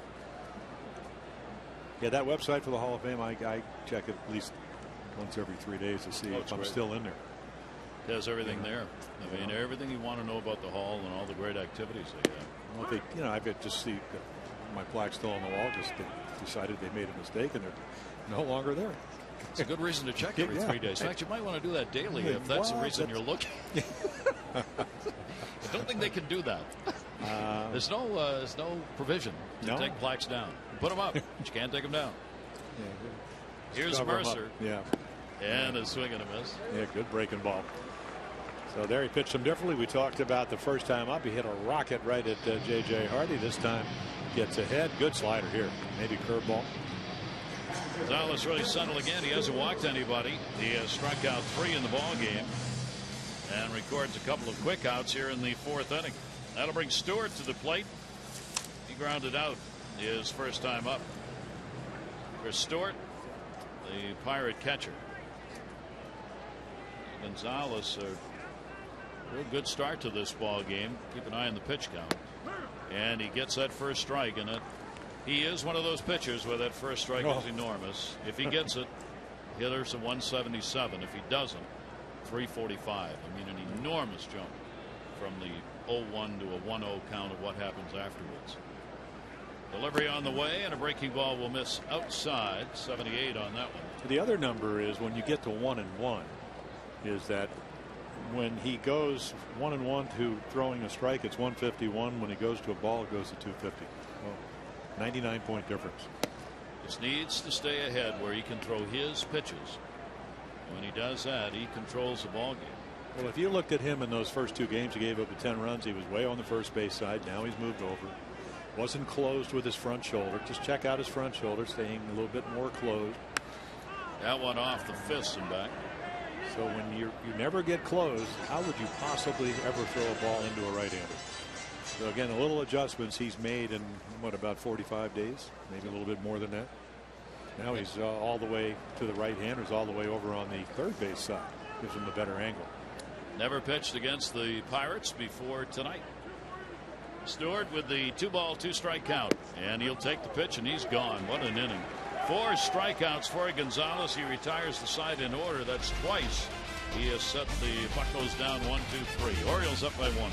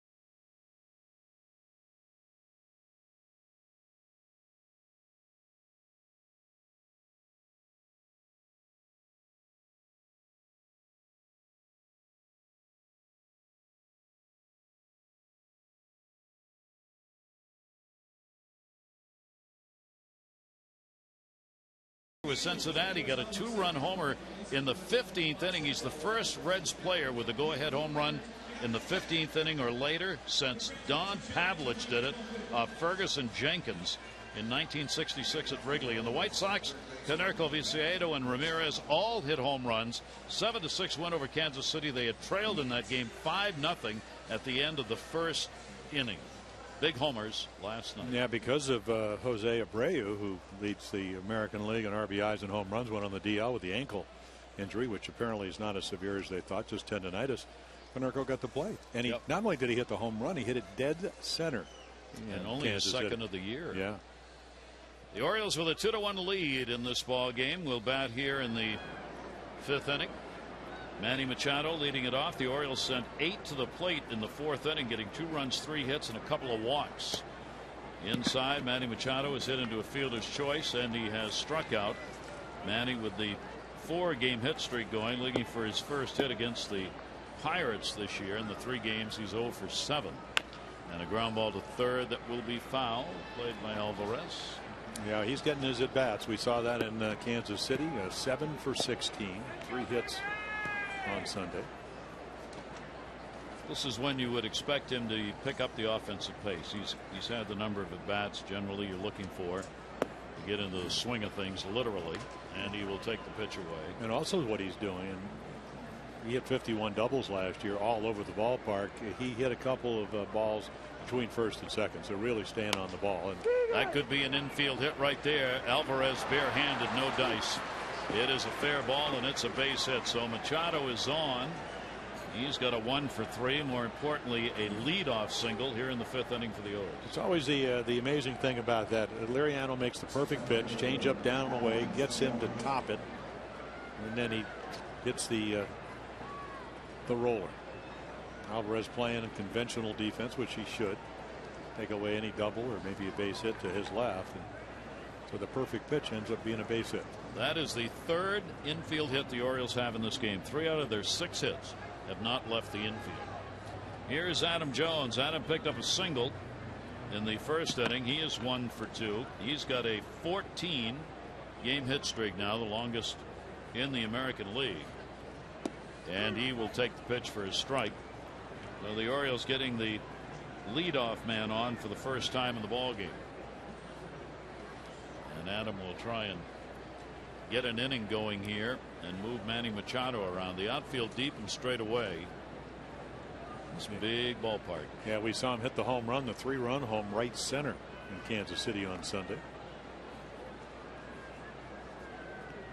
See, 14 straight games without a stolen base, the longest streak in the majors this season. The Orioles have not been running, as they've been behind in a lot of games, and that really cuts into your ability to run. Only 12 stolen bases and 17 chances for the O's. Man, 30 of those stolen bases are playing for the Nationals. Nate McLeod. That is outside for a ball, and again Stewart trying to settle Liriano down after that last pitch. No, it's tough. He knows he can't really give up a whole lot more runs. They don't score a lot for him. Right into the heart of the lineup for the 3rd time. It's never easy. Not a big lead at first. Liriano with that move. And the pitch will be outside, and he's struggling with it. He struggled with the strike zone in that last inning, and same thing here as the count goes to 2 balls and 1 strike on Jones. Well, when your front shoulder flies out, the arm drops, and that's when the ball runs. And I think we saw that last inning, and certainly on that pitch. You know, I always felt like if you can take his right shoulder and his chin, that's kind of like your steering wheel. It pretty much takes you where you want to go as a pitcher. And when it starts going like a merry-go-round versus a Ferris wheel, you get in trouble. And the delivery on the way will just miss. And that's all it did, but it's like an inch or so off the corner. Adam last year hit .251 against left-handers. He's got to have one of the most dramatic improvements against lefties in the majors, coming in with a .457 average, leading all major league hitters against left-handers. 3 ball 1 strike count, 1 to hit here. He did, and he puts it out to left field. Started in, ball's back, going to get over the head of Marte and off the wall. Rounding 3rd is Manny Machado. No relay throw. Now there is one. It's there, and got around it. He's safe. What a slide. That was a great slide to the foul territory side. Touched the plate on the way by. Machado scores on the Jones RBI hit. Yeah, Marte, I mean, he can't get to the ball because it's hit so hard. So, you know, what is he going to do? He's just going to turn around and try to play it off the wall, and he does a nice job of it. Gets to it quickly. And here's the key. He hits the cutoff man. It's like it's Jody Mercer. Got the stronger arm, and he makes a terrific throw. Take a look right there. I mean, the swipe tag, again, remember, you can't block the plate. New rules. And he tries, as Chris Stewart tries to tag him. He gets under it. So, boy, we saw Manny starting to run a lot better in Kansas City. Look at this. Didn't get him. Great play. Runners at first and second. Ball drilled in the air. It is way back in right field. And goodbye, Chris Davis. Delivers a 2 RBI homer for the Orioles. And I mean, that's a Davis shot. His 4th home run of the season. RBIs 16 and 17.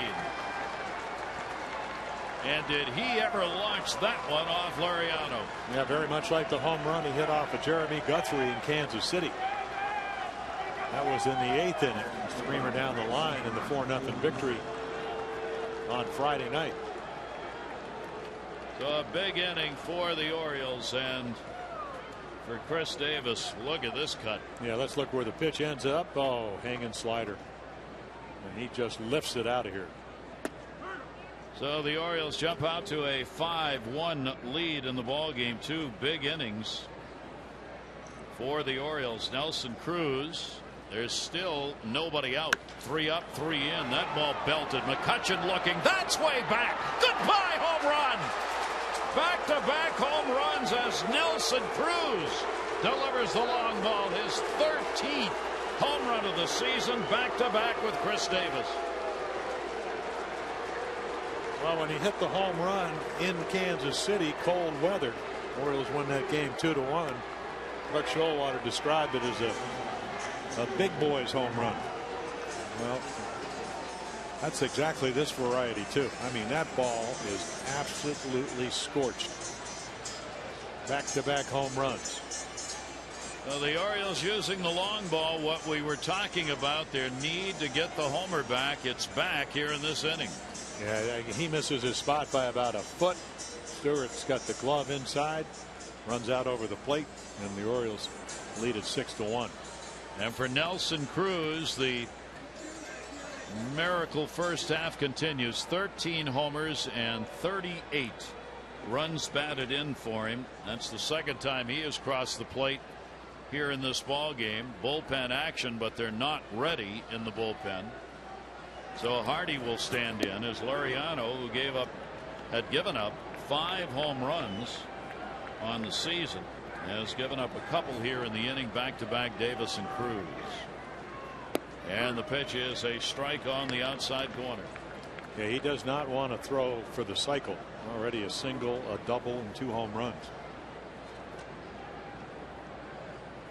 And Hardy will take the pitch outside. After those 2, you've got to be a little gun shy on the mound. Yes. Because those were really touched up. Plus, if you know your stats, you know that J.J. Hardy hit 25 home runs last year, 22 and 30, and hasn't yet to hit one. And a chopper down to first base. Another tough play. Gets it there to Davis to record the out, and a little Bronx cheer here in Pittsburgh, because that is the first out of the inning. Jared Hughes up in the bullpen for the Pirates. Yeah, the 6-7 righty. Mariano had cruised along the first 3 innings very effectively with a couple of singles against him, and then in that 4th ran into trouble with the 2 runs, 3 hits, 2 walks. Well, he leads off the next inning, so Clint Hurdle hoping he gets out of this.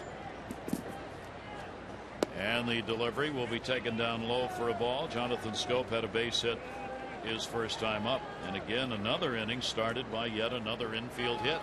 Manny Machado with that roller down to third. The Orioles have used that to get innings going here in this ball game, and Manny would come around to score on the Adam Jones double.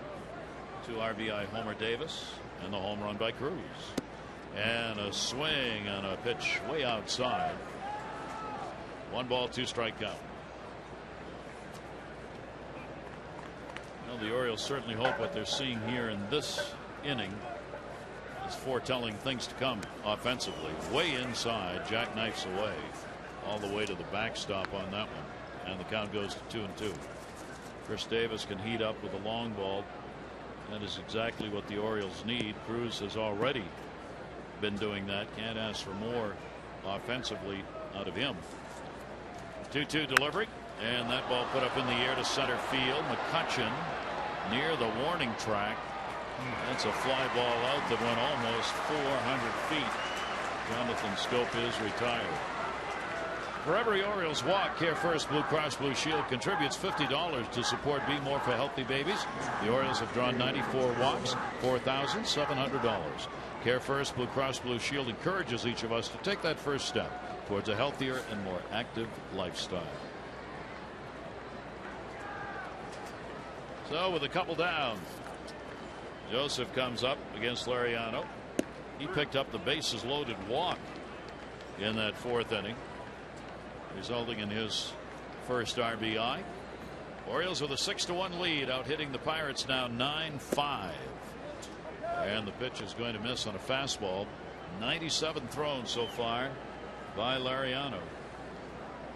He's not going to get his first win in this game in all likelihood, with the 0-3 mark that he has already. And a strike on the outside corner. The Orioles doing what they had not been doing in other games this season, and that's really touching up a left-hander. Delivery on the way, and that'll be grounded down to third base right along the line. Alvarez with a long throw to record the out. But the Orioles come away with a big 4-run inning, back-to-back home runs. Davis good for 2 RBIs and a long shot. Cruz trying to equal it, a solo shot, and a 6-1 O's lead.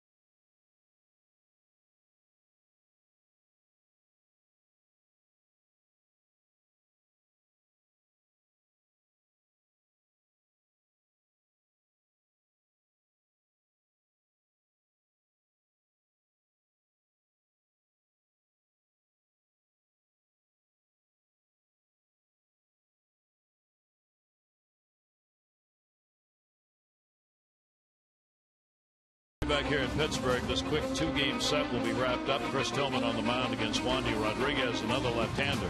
Our coverage on Masson 2 begins at 6:30 with those extra presented by Dodge, followed by our game coverage at 7. All the access you need right here on Masson. Take a look at Chris Tillman coming off his first shutout ever. Wandy Rodriguez just off the DL, pitched against the Brewers. Went 5 innings, a couple of runs. As Gary Thorne told you, a lefty against Chris Tillman, pitching very, very well on the road. About as good as I've seen him pitch the other night, in and out. Used all his pitches and able to get his first major league shutout in Kansas City. There are the back-to-back home run gentlemen, Cruz and Davis. The second time the Orioles have had back-to-back home runs. Davis involved in the other one with Matt Wieters against Toronto back on April 13. And now a chance for Gonzalez pick up his second win with a lead to work with here as we go to the bottom half of the 5th inning, and Jose Tabata will be the pinch hitter for the Pirates, pinch hitting for Laureano. Tabata is a pinch hitter, 4 for 15. Yeah, he's been hitting well. I mean, strained hamstring along with Starling Marte up in that doubleheader against the Yankees, but 3 for his last 9. Hitting well over 300, 18 for 59 in the last 17 games. 19 strikeouts, only 3 walks for Tabata. And the pitch by Gonzalez will be there for his strike. Miguel Gonzalez hasn't walked anybody. He has struck out 4. RBI by McCutchen came in the 3rd inning on a base hit. And that's the only run up there for the Pirates. Delivery to him will be blooped to right field, and he's got a pinch hit single. We always talk about those shutdown innings. Well, can't always have them, but of course tonight in trouble in the 3rd. Got the first out, 3 consecutive hits, struck out Alvarez, and then got Marte to ground out to the 3rd base. But you know the Pirates will try to get back into this game, and your job is to keep it from happening. Laureano gave up 6 runs, 9 hits over 5 innings. Not a good outing. Couple of walks, 4 strikeouts, and the 2 home runs against him. Top of the order, here's Josh Harrison. Harrison, the Pirate that scored in the 3rd inning. He had picked up a base hit. Came home on McCutcheon's single. Hit number 6 for the Pirates. Showed bunt. He's bunting. It's for a base hit. And it'll be taken away for a ball. So the Orioles putting up some runs here and giving the pitcher a little breathing room in a ball game, which has not happened a lot. But a long inning, and you're kind of wondering if that'll have any effect on Miguel Gonzalez.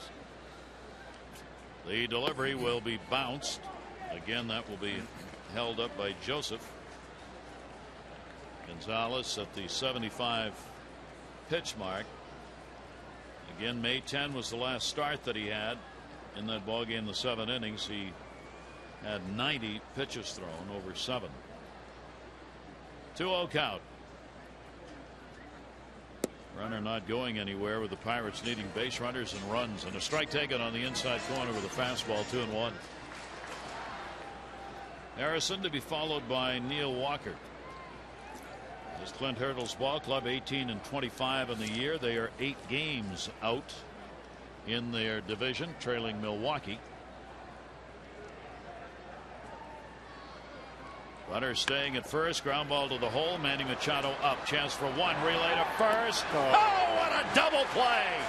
All the way around on that one as Machado with a great stop. Jonathan Scope with that pivot and a fine pick by Davis at first. Well, not only does he rob him of a base hit, I mean, they're looking to have an inning, and right here he turns it. Scope's got a great arm. He bounces it. Chris Davis hits home runs, picks balls out of the dirt, but they're trying to get back in the game. The Orioles defense, the best in the American League, set the all-time record, 54 errors last year, and this guy won the Platinum Glove, which means he was the best of the Gold Glovers, and you saw exactly why. The Orioles are back on top, by the way, in the American League in defense, rated number 1 again. They've committed 20 errors, and their fielding percentage is tops in the AL. So big double play. That'll bring up Walker. He's had 2 singles in the ball game. Shift is on against him. There's switch hitting second baseman. 2 down, bases are empty, and the pitch will be bounced. Fastball at 92 and a 2-0 count.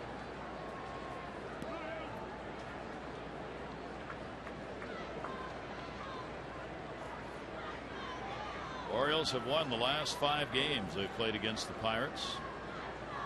Going back a couple of years. Swing and a miss. Got that one in there. And a 2-1 count. What a difference for a pitcher when you've got a cushion to work with and a chance to throw some strikes. Gonzalez has that right now. Trying to face only 3 here in the 5th inning. And a swing and a miss. Throttle back at 77 and had him out in front. Yeah, you know, we talked about he struggled in his first 2 starts, giving up the 10 runs, and since then he's used that curveball more. Remember what Elliot Johnson, utility players, he said when he first saw Miguel Gonzalez, he played down in the Mexican League, as did Miguel. He said best curveball in that league.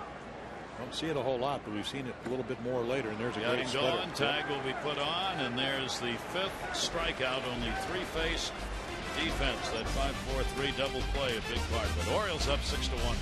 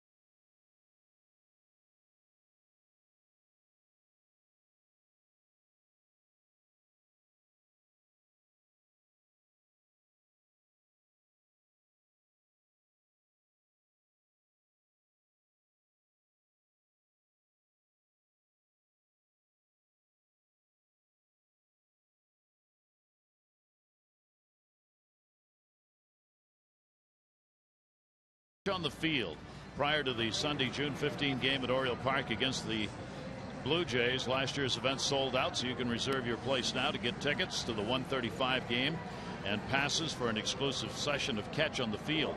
Proceeds benefit Orioles Reach and the Orioles Charitable Foundation. Don't miss this great chance to create Birdland memories that will last a lifetime. For tickets, Orioles.com/catch. And that is the Father's Day catch again Sunday, June 15. Francisco Liriano, the Pirates starter, out of there, could be the loser as he gives up in 5 innings the 6 runs on 9 hits. Yeah, the 4-run 5th inning with a couple of home runs is Jared Hughes, who pitched on Sunday. Again, we told you, tall guy, 6'7". Hughes will go to work, and the pitch will be taken up high. It'll be Gonzalez at the plate. He is 0 for 2. He is grounded out, struck out, top of the order. Markakis and then Machado to follow, and that pitch will be taken away. Hughes retired. 2 of the 3 batters he faced against the Yankees on Saturday afternoon out of Stamford, Connecticut. Right-hander, 28 years old. Pitched for the Pirates portion of last season, also in the minors, but he was up with the big club for 29 games, all in relief. Yeah, up and down the last 3 years, 66 games a year before. Not a hard thrower.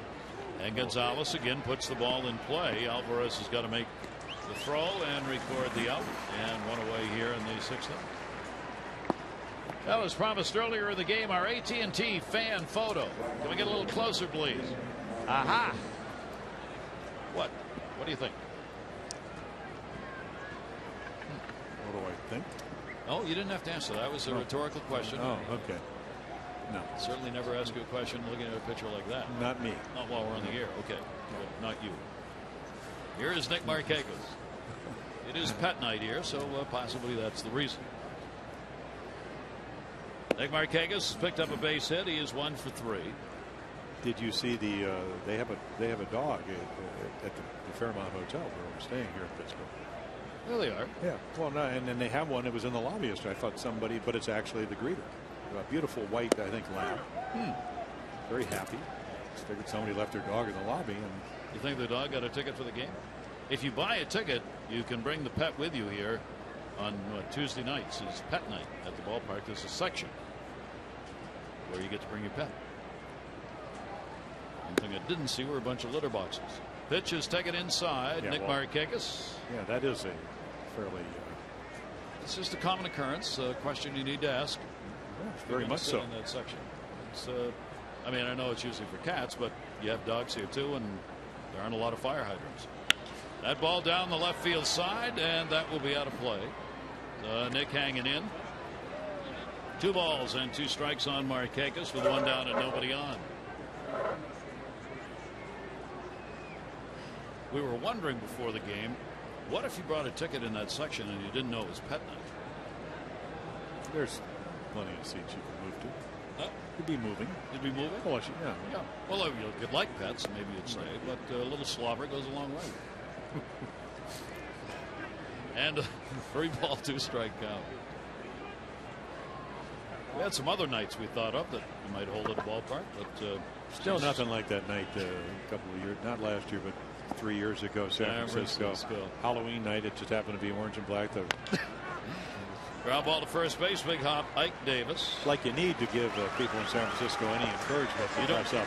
No, it was fabulous. See, that picture could have been San Francisco. The picture that we showed you. It might have been. That would be a normal outfit to be worn to the Giant game. I mean, it can get blustery and damp. And they have fun. It was great. Oh. I mean, I don't know. Talk about enjoying the ballpark. That night at Halloween night where they got to dress up in costume and come into the ballpark. I mean, they were having one great night of it. And so were we. 2 down here, nobody on. That'll bring up Manny Machado. Base hit, run scored in the 5th inning. Machado now with a 5-game hit streak. Now that's an outfit. That's an Oriole fan right there. There's no question. I have not seen a shirt like that before. Somebody had that. Had to be custom made. Pitch is taken outside. Mother had an Oriole tablecloth. He cut it up. Went to the seamstress, said, "Make me a shirt." She did. He said, "Wear this hat when you wear the shirt." And he did. Oh, gosh. Somebody end this inning. Manny Machado, I owe you deeply. May have preserved my job. Then again, maybe you did. 3 up and 3 down. The Orioles on top. What do you mean? Look at this. Look at you.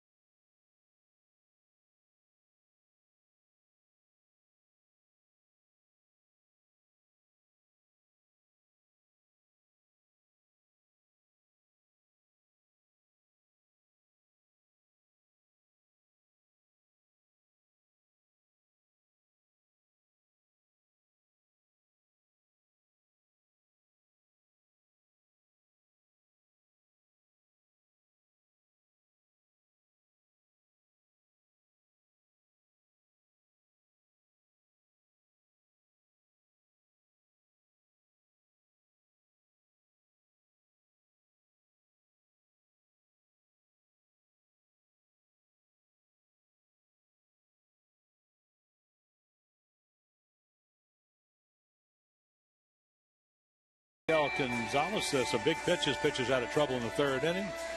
And a lot of strikeouts tonight. And then here come the Orioles. The double by Jones after the infield hit by Machado. Great slide to score. And then the 4th home run by Chris Davis.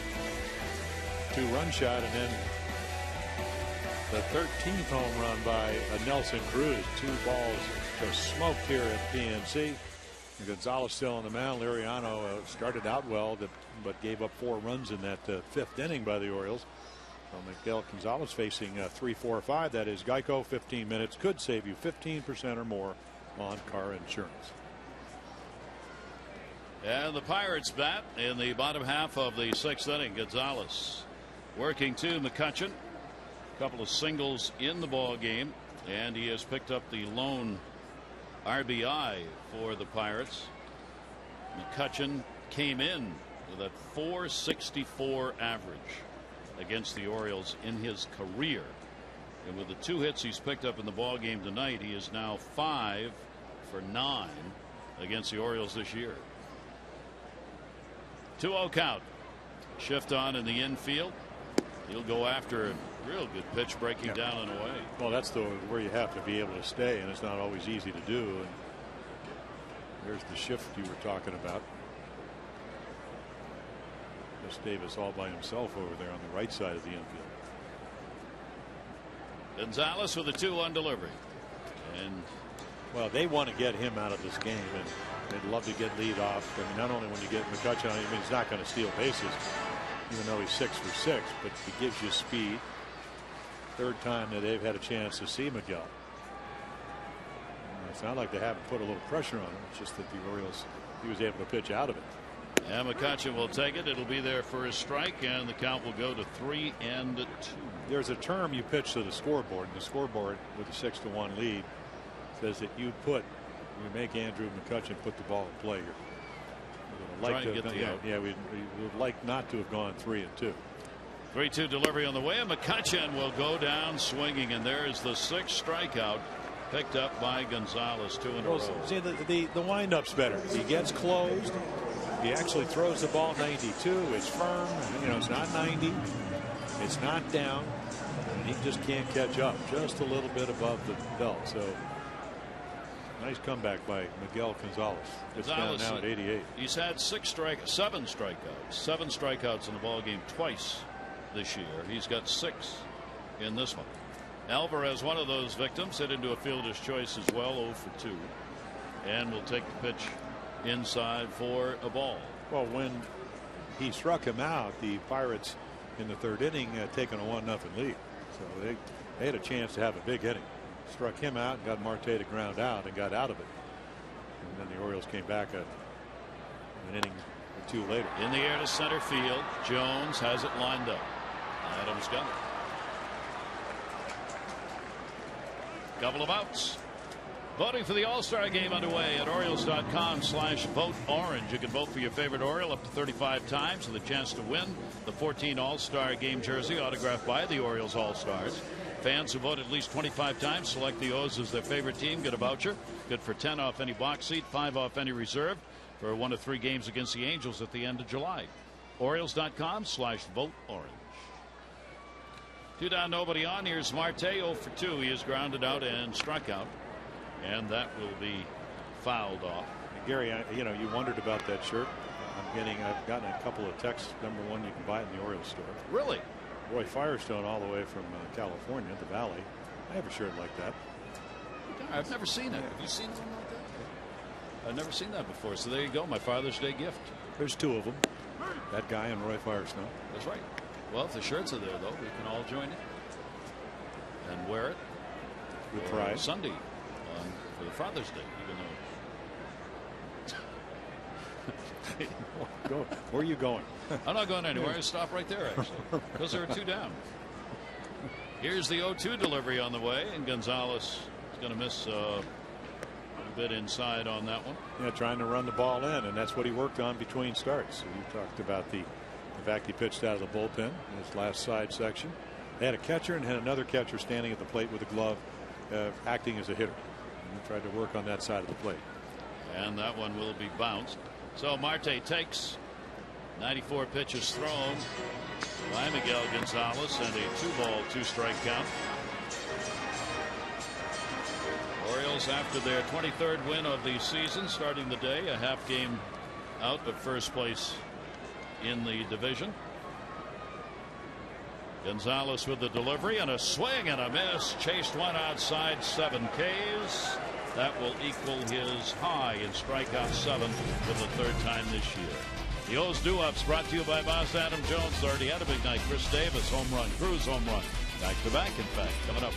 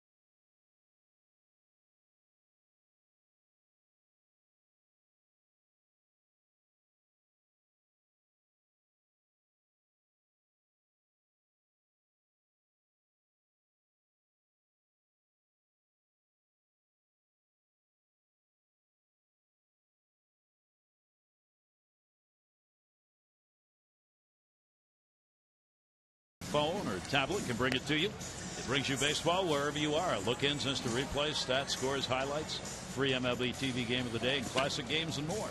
Download the award-winning MLB.com at bat from the App Store or go to Orioles.com today. Oriole fans here have had a lot to cheer about, and there are a lot of Oriole fans on hand.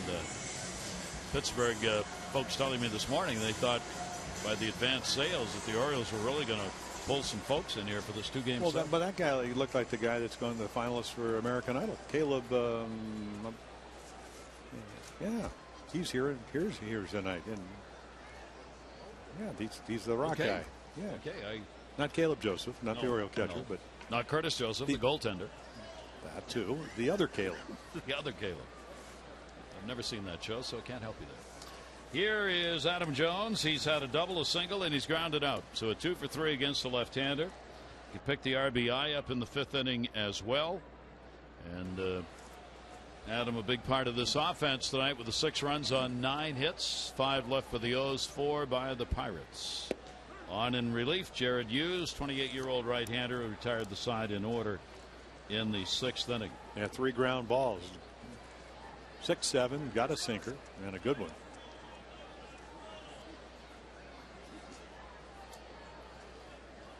Working out of the stretch. Wind has died down. No breeze here at the ballpark right now. And a swing and a pitch away. Pretty good breaking ball movement right there. And a 1-ball, 2-strike count on Adam Jones. The Orioles, while they are below 500 at home, 9-10, are 3 above 500 on the road and look to continue that. Orioles have put up real good road numbers. The Orioles sitting 276 in road games, leads the majors. 3rd in OPS on the road, 5th in slugging on the road, 8th in on base percentage on the road, 5th in road runs per game, 4.78. That's not going to be hurt by this one. And Nelson Cruz has been the leader, 27 road RBIs coming in. He's added a home run tonight. 1 hopper to short. Mercer's got that one over to first base. Yeah, well, Clint Hurdle's got to be happy when Mr. Hughes tonight comes in, retires 4 in a row, all on via the ground ball. Kind of a comfort when you're a manager and you can bring somebody in and you know that he can throw the ground ball. Pretty much plays in any park. Maybe not in the old Forbes Field here, but not that I ever played here, but I did see their spring training park in Fort Myers. It was built exactly like Forbes Field, and you'd hit a 1 hopper and it'd end up going right to the left fielder. It was like a brickyard. That one is tagged again. Davis, has he got another one in? Goodbye, home run, Chris Davis. A multi-homer night. He had a home run in the 5th inning, his 4th. He's got another one in the 7th, his 5th. Woo. The crush is back. Yeah, and they're not cheapies. Well, a moment of reflection yesterday on the off day. And it's all about timing. It's all about timing. It's all about getting pitches to hit. I don't care if you're red hot. You know, he hit 30 home runs in the first 3 months last year. So everybody happy. Chris Davis, his teammates, Miguel Gonzalez, who is the starting pitcher tonight. 7th career multi-homer game for Chris Davis. Yeah, look at the target, and if he just gets it up out over the plate, boy, you can't live there because you'll get this result. Chris Davis getting it done, and for the Oriole fans here, if they've seen one tonight, look at this. That's how long it stayed up and how far it went. Well, they've seen it before. Swing and a miss. Cruz had a home run his last time up. He's walked and scored and grounded out. So Chris Davis, I mean, great news for the Orioles. He is the 3rd Oriole with a multi-homer game this year. Adam Jones and Cruz are the other 2 with multi-homer ball games this season. I mean, he has rocketed those shots. And Cruz will fight off the breaking ball. Counted a ball and 2 strikes. Well, not everybody can do what Detroit did. You know, some just pound them in. And then Kansas City starters have power arms, and they just ran the ball in on them. And the bullpen, Kelvin Herrera hit 103 times on Sunday. Inside, almost hit him, and it will be taken. 91-mile-an-hour fastball. Yeah, 2-2. Yeah, Adam Jones talking about it. He said, "Listen, you know, you get pitched at. Probably easier to pitch than to hit. You know, if you're having a good year and you hit 300, you still make 7 out of 10 outs. So all of a sudden, maybe the pitching quality won't be there, and all of a sudden the offense will get back to where they were last year." Chris Davis, with the numbers put up against the Pirates in limited at bats, boy, is he putting some numbers up. He's had 2 home runs and a single tonight. He's 3 for 4. So lifetime now, he is 9 for 17 against the Pirates with 4 home runs. Down to third. Great stop. Pedro Alvarez. One hopper. Yeah. Great play. Ike Davis with the pick at first, and Alvarez bouncing it over intentionally to get the out. Yeah, you mentioned 33 errors for the Pirates, and Alvarez with 9 of them in the last 2 years, 27 errors each year. Well, you talk to everybody, they're working hard. I mean, a young player still, tremendous power offensively, and he saves the double. Boy, there have been two about as good a plays as you've seen. We saw Manny turn in a double play on a ball that was destined for left field and from the knees, and then Ike Davis, great grab over at first. That's the second out, and here is J.J. Hardy. Hardy, an RBI base hit. He is 1 for 3 in the ball game. The Orioles now with 7 runs on 10 hits, 3 home runs, 2 by Davis, 1 by Cruz tonight. And J.J. Hardy ever loved to become part of that home run onslaught here, just to get that home run out of the way. And a swing and a miss and a breaking ball that will be taken outside. There you see 7 runs, previous 8 games, 2.6. Wow. Shift on in the infield, and Hardy will go the other way, gets the base hit. No matter where they would have been, weren't going to get that one, and Hardy's got a 2 for 4 ball game. Well, the way you get your swing back, and we saw this on Sunday when he got 3 base hits, is you use the middle of the field. The home runs are coming. Tommy Hunter in the bullpen for the Orioles.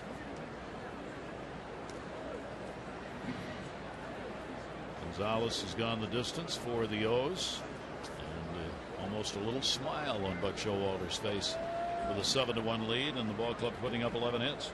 Jonathan Scope has one of them, a base hit. He's 1 for 3. Started to go and then takes the pitch inside for a ball. So Jonathan at 224 with the 14 RBIs, solidifying his role at second base with the Orioles. Fine defensive play and turning 2 here in the ball game tonight again. A delivery by Hughes will miss. And a 2-0 count on Scope with Joseph waiting on deck.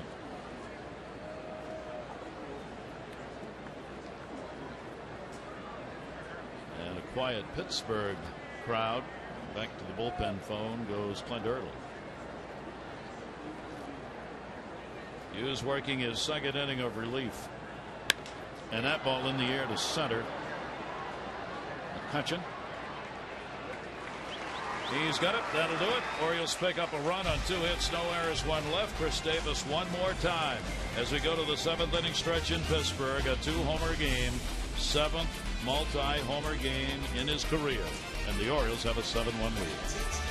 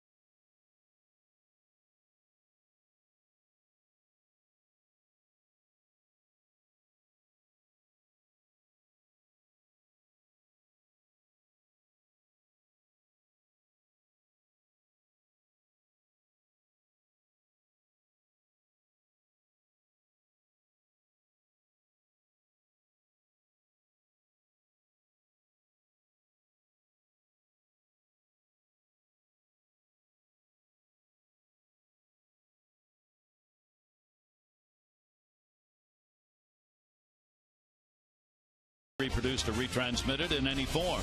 And the accounts and descriptions of this game may not be disseminated without the express written consent of the Baltimore Orioles. Gonzalez on the mound for the Orioles has gone the distance. A 7-1 lead. Bottom of the 7th coming up. Do want to mention coming up on Sunday, May 25.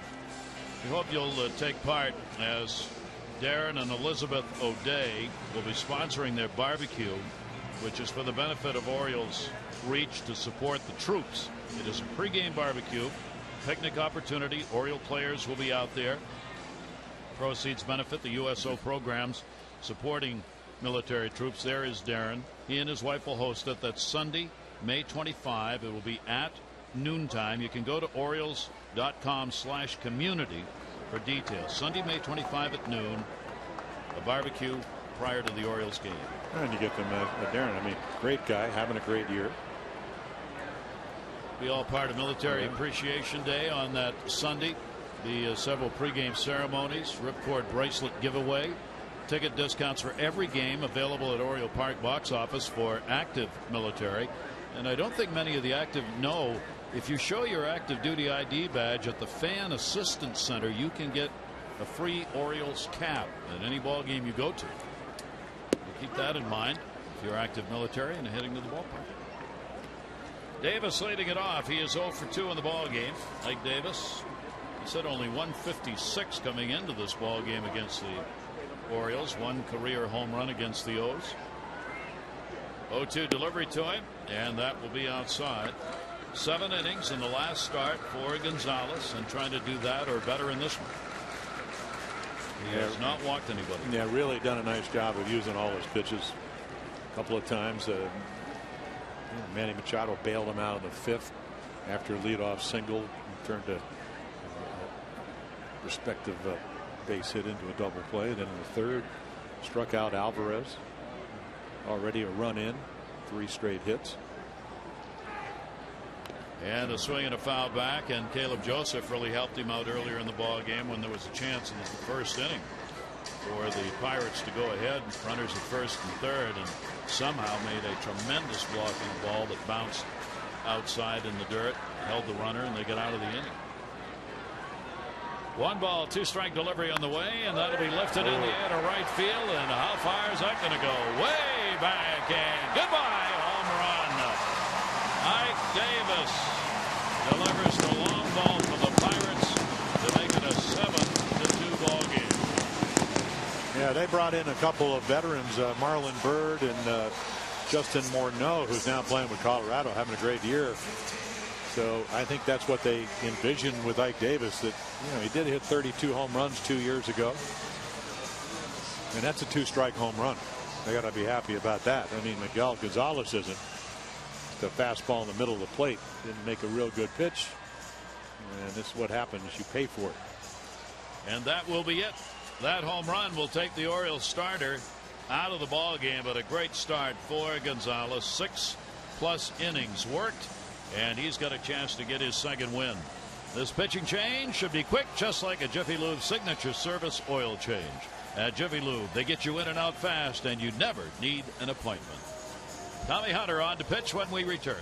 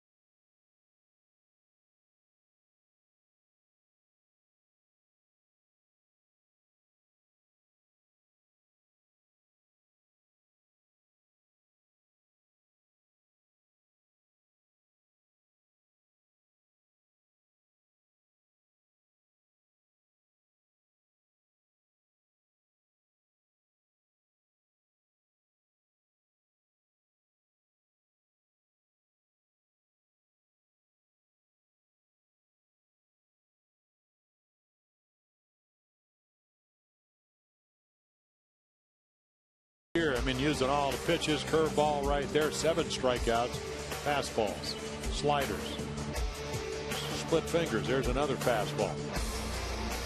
Defense bailed him out. He made some great pitches when he got in trouble. And then Tommy Hunter gets a ground ball to short. Long throw and off the bag.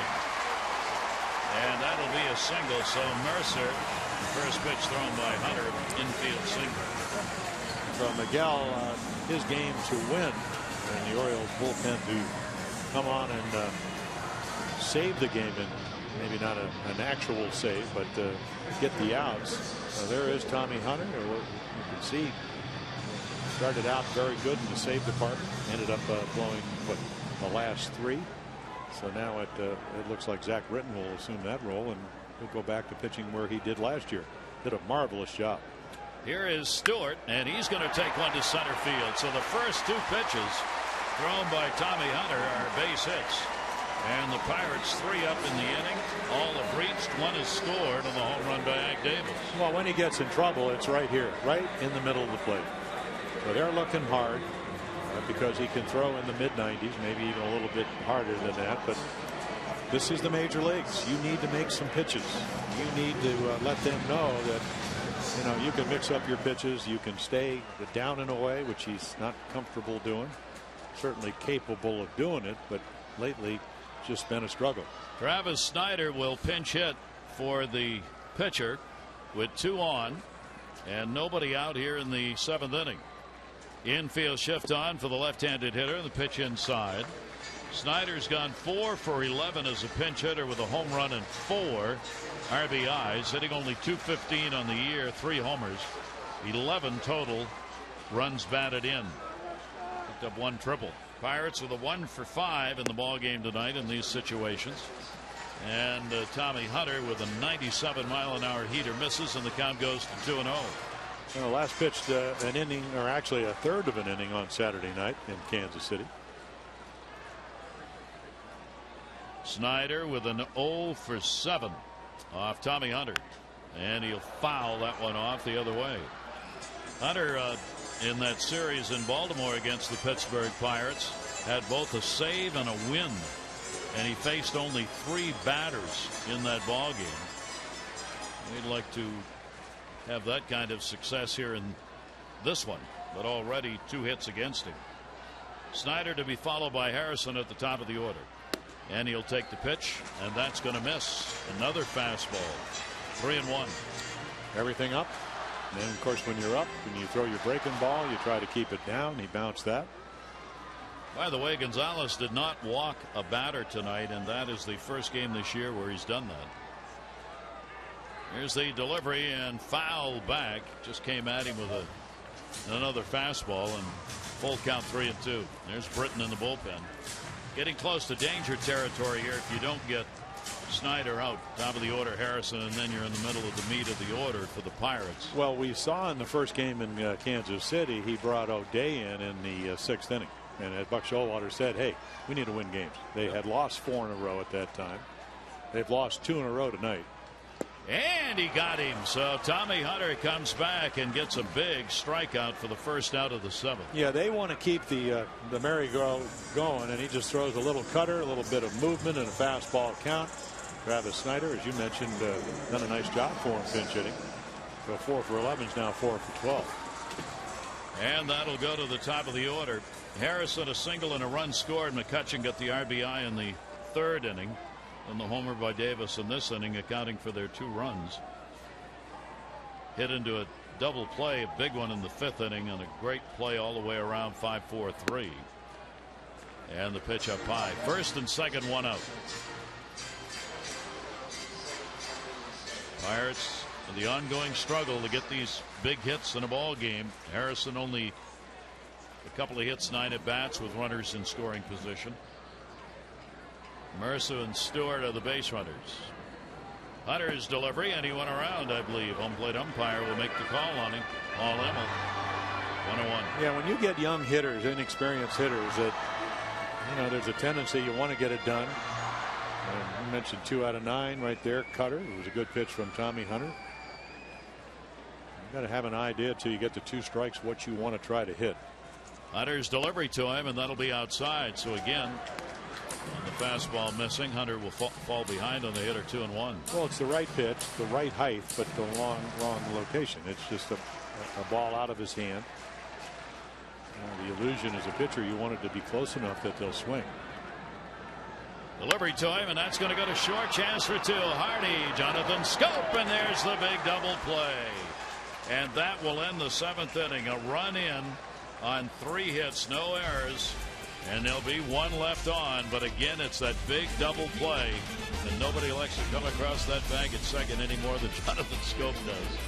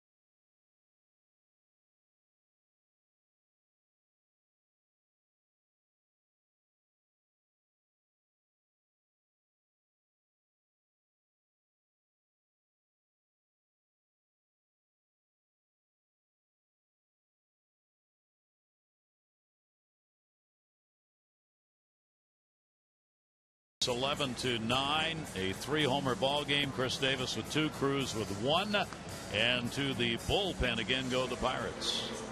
Yeah, Jamar Gomez hadn't pitched since the 9th of the month of May last year. And again, one of the reasons they won 94 games is that they had one of the better bullpens in the National League.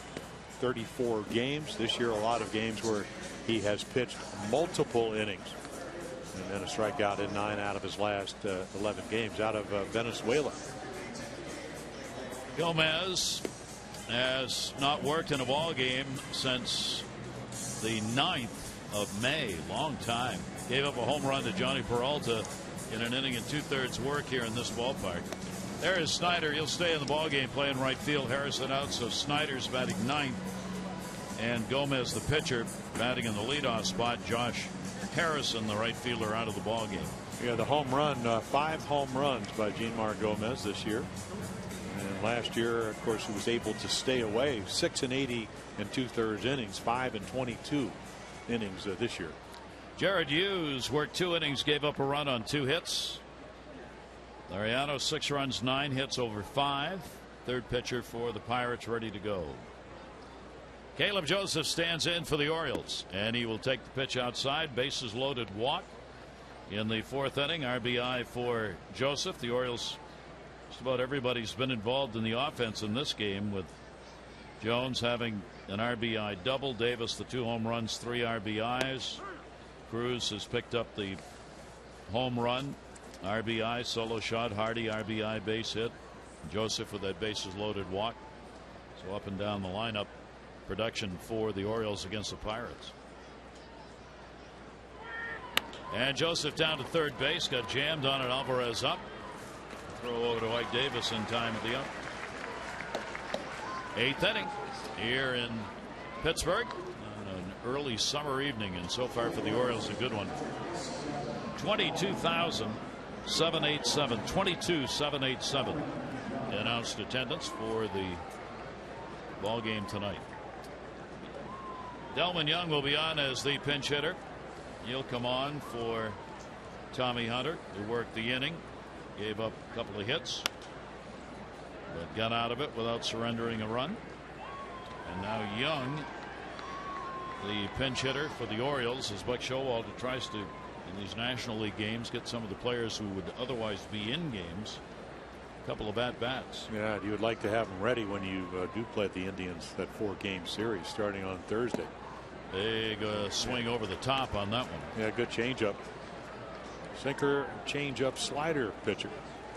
And very much like Hughes, came through the minor leagues where he was a starter until he actually started 8 games last season. 13 strikeouts, a couple of walks for Delman Young, who's been so productive. 3 for 4 in a pinch hitting role this season. Home run, 5 RBIs, but a big .290 average. He's had 3 doubles. And Young again over the top on it. Tag will be put on. Strikeout victim, 2 down. Yeah, it looked like he might have fouled it, but apparently not. 91, and then he's able to take a little bit off, 10 miles slower on the changeup.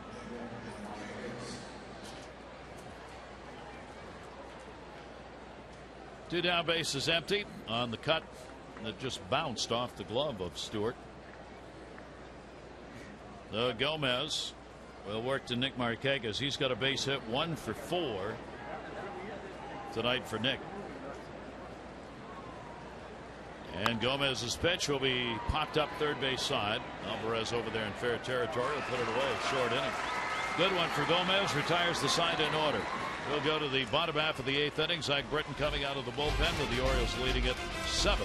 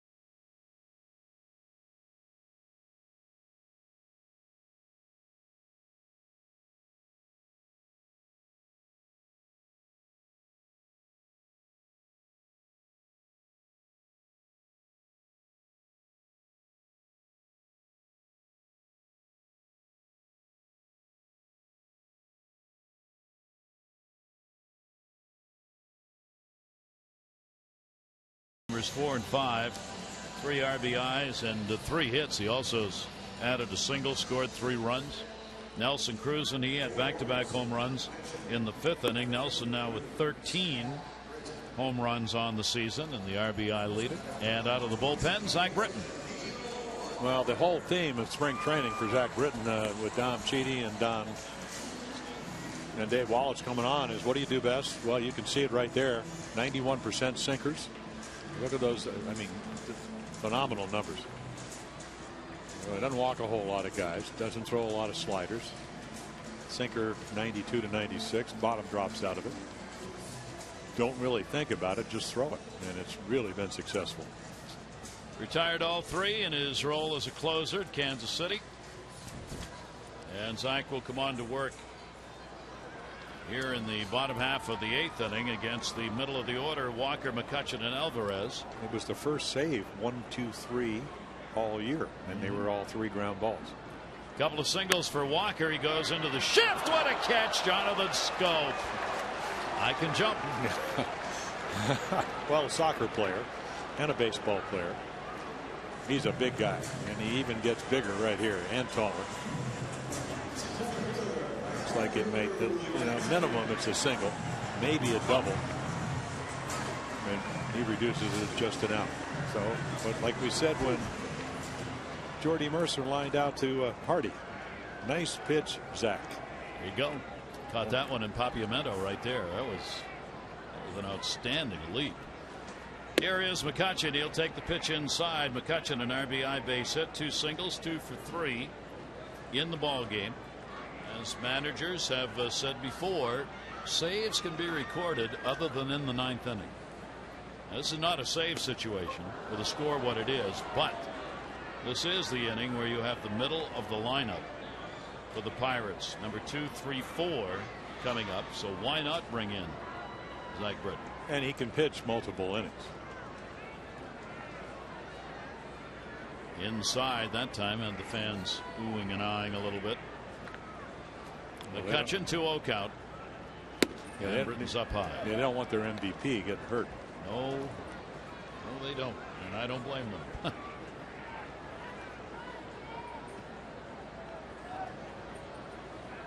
Infield shift on against McCutchen. Here's the 3-0 delivery, and on 4 straight, he will draw yet another walk, and that is the first walk issued by the Oriole pitchers.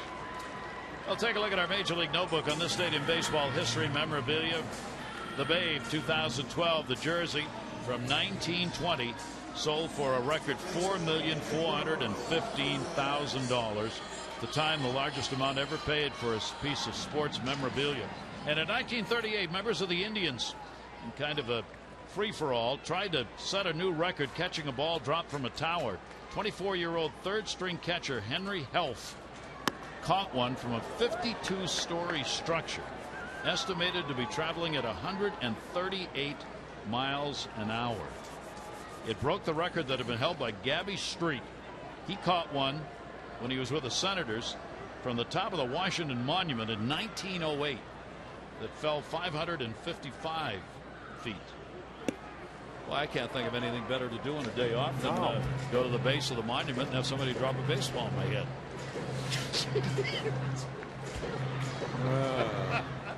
No, a lot of people would wish that would happen, but sorry, I'm not going to do it. Nope. Yep. Not this year. No way. McCutchen on with 1 down. Yeah, Zach throws 5 straight balls, and Alvarez with 5 runs down swings at the pitch. Yeah. Well, there's another one, obviously out of sorts, hadn't pitched since Thursday.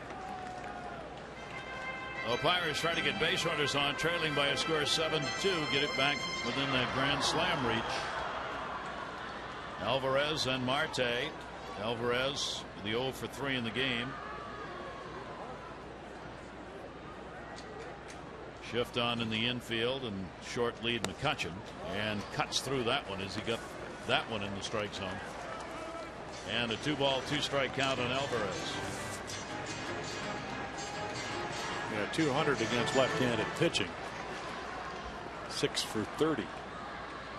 So for Zach, just trust your stuff, throw him a strike here, and take your chances. Britton's delivery to him, and that'll be a pitch. He tomahawks into center. Jones will get it. Probably not a strike, but he found a way to drive it, and the Pirates have 2 on and 1 out. So obviously Zach Britton commanding and struggling. I mean, this is just getting me over fastball, but this is not his strength. His strength is down in the zone. Dave Wallace, Oriole pitching coach, is going to come out. He may just see something, maybe can't stay back. Again, you get down the pitching slope and your arm is not out in front of you, the ball's going to get up. And most of the pitches in this inning have been up in the zone. Orioles just getting Darren O'Day up. He just threw his first warm-up pitch. So Zach Britton's got to work here against Marte. Marte's had an 0 for 3. Has struck out a couple of times and has grounded out as the Pirates make a run at it here in the bottom half of the 8th inning. Marte, a home run, 1 off a lefty, 3 off a right-hander. 263 off left-handers this year, and the Pirates again get runners on. Yeah, 402 hitter in 2013 against left-handers.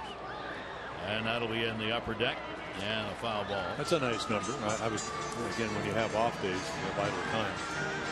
It's an Adam Jones number. Mike Porter did that in 1999. Hit 402 against lefties. Against lefties. Wow. And now 2 years earlier he'd hit 195. Now, and you tell me how that happened. You know, I mean, this is one of the better shortstops in one of our colleagues, obviously, but you know, 2 years later is about as good as you can be. You could answer that. Yeah, just exactly. retire. Well, certainly, don't you? I mean, as a pitcher, if you were a left-hander and you saw the numbers by a hitter coming up 190 against left-handers, you would pitch differently than if he came up and he was hitting 462, right? Yeah, or 402 like Mike did 2 years later. Yeah. And I saw him kind of evolve as a hitter. So I just wonder whether pitchers are inclined to, from one year to the next, guy who isn't hitting well, go the other way. That's going to be one. Hardy the relay. Oh, mercy, that's three. 3 double plays turned in this ball game for the Orioles, and that's the end of that inning. No runs, a hit, no errors. 1 left on base. This time, Scope gets to start it. Look at the flip.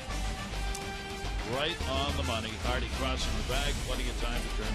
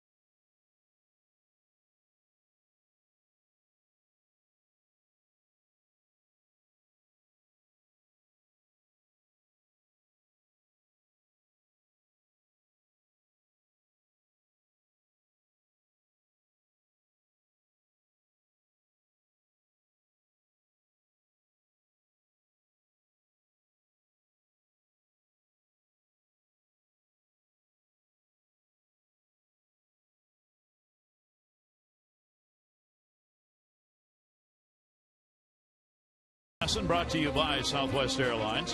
Find Southwest Airlines fares online only at southwest.com. And by Ocean City, Maryland. Put your vacation days to good use in Ocean City, Maryland. Book now at ococean.com. Gary Thorne, Jim Palmer, and a beautiful evening here in Pittsburgh at this great ballpark, the City of Bridges. And the Orioles taking the 7-2 lead to the 9th inning. 7-11-0 for the Orioles. 2-10-0 for the Pirates. Each team has left 6 on base. Jonathan Scope involved in the double plays that have really mattered here in this ball game in the 5th, the 7th, and the 8th innings. Yeah, really good defense tonight. And the last 2 double plays, balls were crushed right at infielders, and they turned it. And then that really special double play back in the 5th, Manny Machado diving to his left and turned a single into a double play.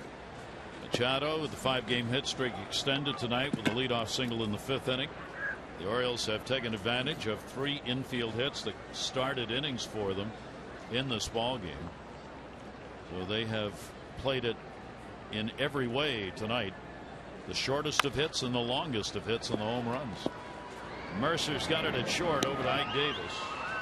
Machado is retired, top of the 9th inning, 1 down. Yeah, you see the 3 home runs, 2 by Chris Davis. You saw a great slide by Manning after he cut the infield hit, the double by Jones off the left field wall, and about as good a slide as home as you'll ever see. And the good news about that is, and we saw it in Kansas City, Gary, where he laid a bunt down against Guthrie on Friday night, rounded first. Knee doesn't appear to bother him anymore. No, yeah, that's a great sign. Oh, he's doing everything. And as we said, at getting the at-bat so he feels more comfortable at the plate. Heavily involved in the offense, Adam Jones tonight. He's had a single, a double, an RBI, a run scored, 2 for 4 ball game, a 14-game hit streak extended tonight. Gomez's pitch will be fouled off Jones in the batter's box on the fastball, and an 0-2 count. So Adam continues put up some hits here for the Orioles. Steve Molesky had a great article at Masson on his blog today regarding the numbers put up by Adam Jones. He's not walked in the month of May. Some fans say swinging too much at pitches away. Getting himself out, he gets hit by a pitch there, and he'll go down to first base. Well, he's very aggressive. We showed you the numbers. If his average wasn't in the 400s early on in the count, you'd probably say, well, you're right. I actually think I'm not saying he doesn't chase out of the zone up every once in a while, but all those infield hits, and he does lead the American League in infield hits, are being able to cut your swing down when you get 2 strikes. He's having a very good May, picking up home runs, 5 of them, .303 batting average. And can he do it again? Chris Davis will take the pitch inside after hitting a couple of home runs. They make him dance a little bit. A 3-for-4 ball game. Home runs number 4 and 5, 3 RBIs. And he has launched both of the home runs way out of the ballpark tonight. They were reminiscent of the homers he hit last year. Shift on in the infield against him, and he drives it deep, way back into the corner, and goodbye, home run! Chris Davis has a 3-home run ball game, and the Oriole fans on their feet, and what a night for the Orioles first baseman.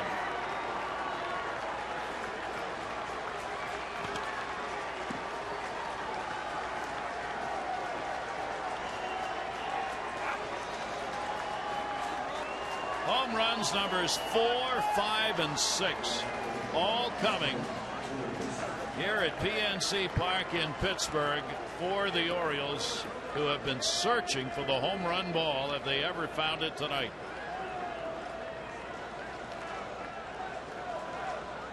Jones scores ahead of him. It doesn't take long, does it? Again, out over the plate. This is what you're going to get if you pitch him out over the plate. Saw it all last year, 53 home runs. He found the Oriole fans. Well, and they found him. It's almost like he goes, I'm going to give you a head start, and then I'm going to catch it. This is the second 3-homer ball game that Chris Davis has had. He had one in 2012 against Toronto.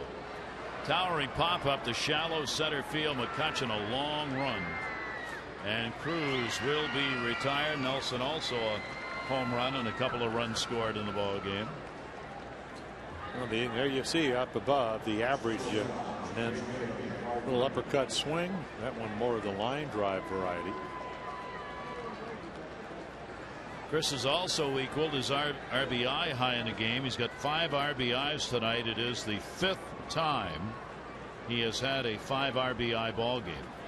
He had one against the Yankees in June of last season, the last time he did it. So a 3-homer, 5 RBI game, both equaling career highs. And 4 hits. And struck out the first time, and then hit the kind of a sinking line drive that Neil Walker caught and didn't make a good throw from deep right field to shift. So 4 consecutive quality at bats. Gotta love that. Chris had not recorded an at bat here in Pittsburgh prior to tonight. He's going to want to record a lot more. I mean, he told you his numbers against the Pirates, just unbelievable. Now that's 5 home runs he's had against the Pirates in his career, and 10 RBIs. Hardy is called out on the 3rd strike. The Orioles, though, are going to add a couple of runs on 1 hit, no errors, nobody left on. Chris Davis does it again as the home run touch is more than back here in Pittsburgh.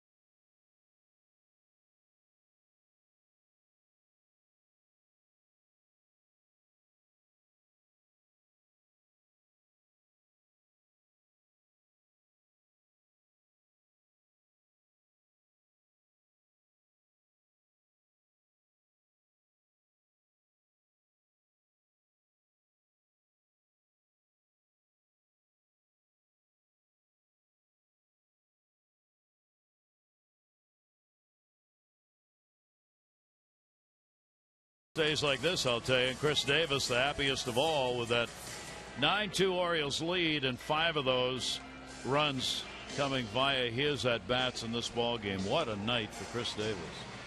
Well, yeah, I mean, this is what they were waiting for. I mean, this is what he brings to your lineup. And we're talking about in Kansas City. It's not like last year was just an aberration. Maybe 53 home runs. He hit 33 the year before. Yeah. So maybe that was, never known. It may be a career high, but somewhere in between is certainly not out of the question. Saw that tonight. So we're in the bottom of the 9th inning, and Zach Britton will stay on. Ike Davis will lead it off. Davis, Mercer, and Stewart will be due up. And the pitch taken. A 9-2 lead. 12 hits for the Orioles. The Pirates have put 10 hits up on the board. They've not been able to get the big hits.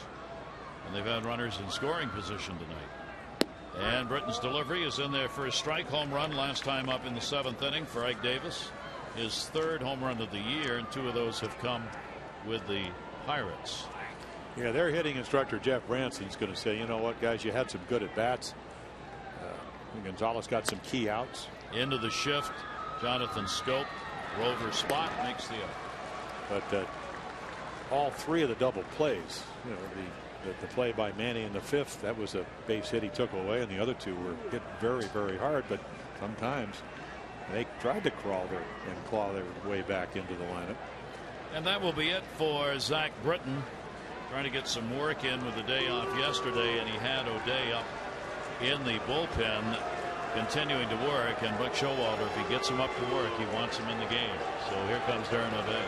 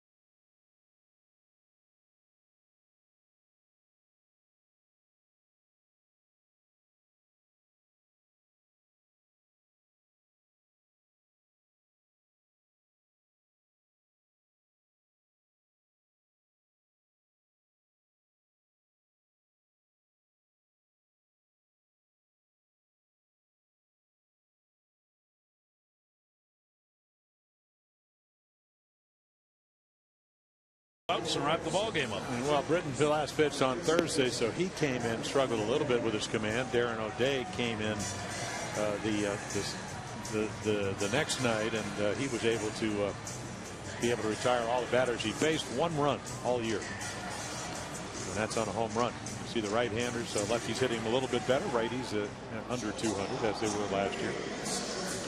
Remember, the Orioles are trying to defeat a left-handed starter tonight.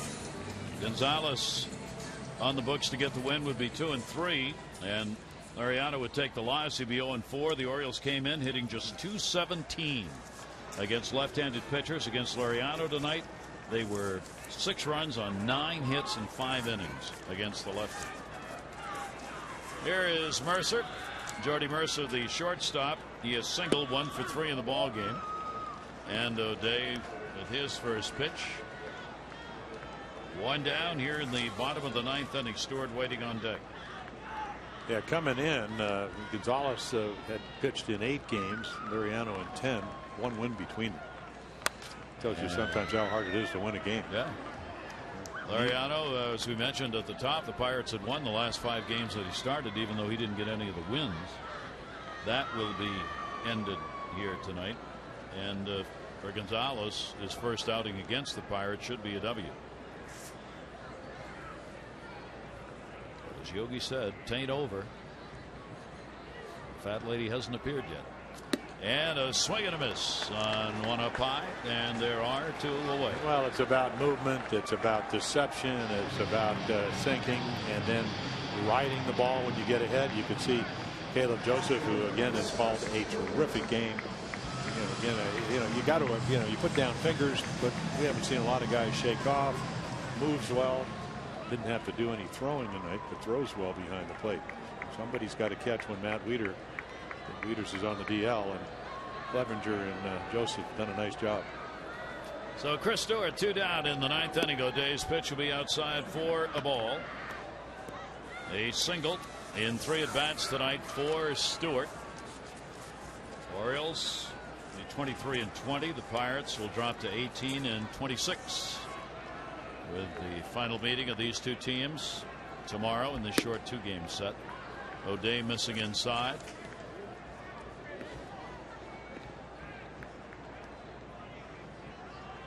The Orioles, big innings tonight. 4th, couple of runs, 3 hits. 5th inning, 4 runs, 4 hits. 9th inning, 2-run homer by Davis. 7th inning, solo shot by Chris. Pitch will be taken outside. This will be the big story, I would suspect, in baseball with the home runs, and everybody had been talking about the Orioles' lack of getting those homers, which was contributing to the lack of offensive output. 3-0 count, and Stewart gets hit.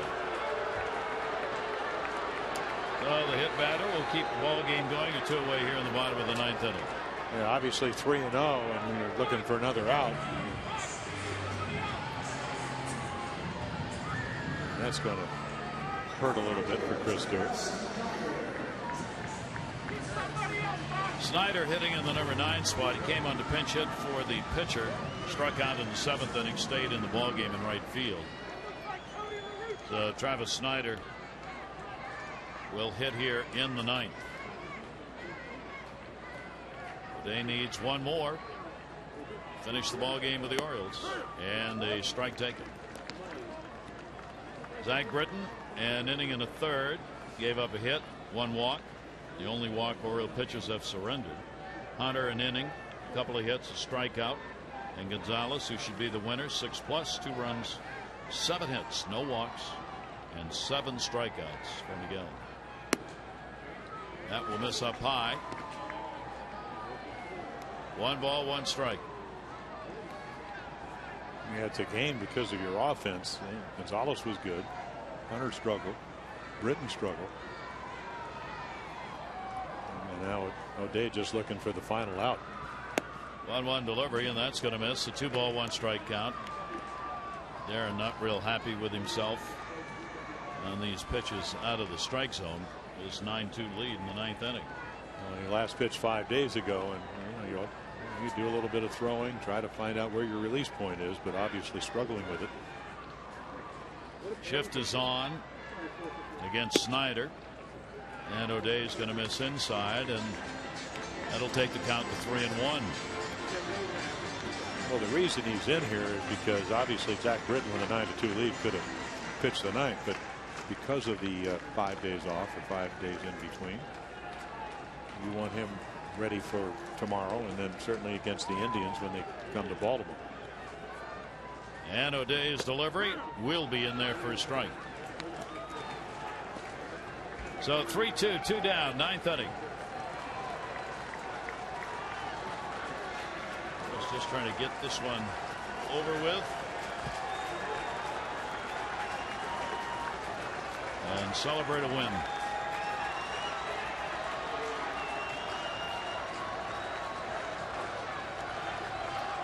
Let's go O's chant here. 3-2 delivery on the way with the runner going. It'll be hit into the shift. Jonathan Scope charging, and this ball game is over. So retired is Snyder. Here in the inning, no runs, no hits, no errors, 1 left on base, and the Orioles come away with an impressive 9-2 win in a 12-hit attack put on by the Orioles in this ball game. And the Oriole fans and players are going to hope that what they saw tonight in the way of the home runs, Cruz and particularly Davis obviously, is for real, because that's what they've been missing. And tonight, take a look at the box score. You can see how much contribution there was. Delman Young only had the one at bat, but everybody involved in this offense either getting a hit, RBI, or scoring a run. Well, again, you come out of Kansas City with the kind of pitching they have. They're third in the American League, and you come to interleague play. You don't have the DH, but Chris Davis is 2 for 13 with a home run. He ends up hitting 3 home runs, 4 hits on the night. After the first home run, Cruz hits back-to-back home runs. So all of a sudden, guys start hitting and doing what you expected. And I know we're going to come up with this number for tomorrow, Gary, but last year, about 48% of the Orioles runs scored on home runs.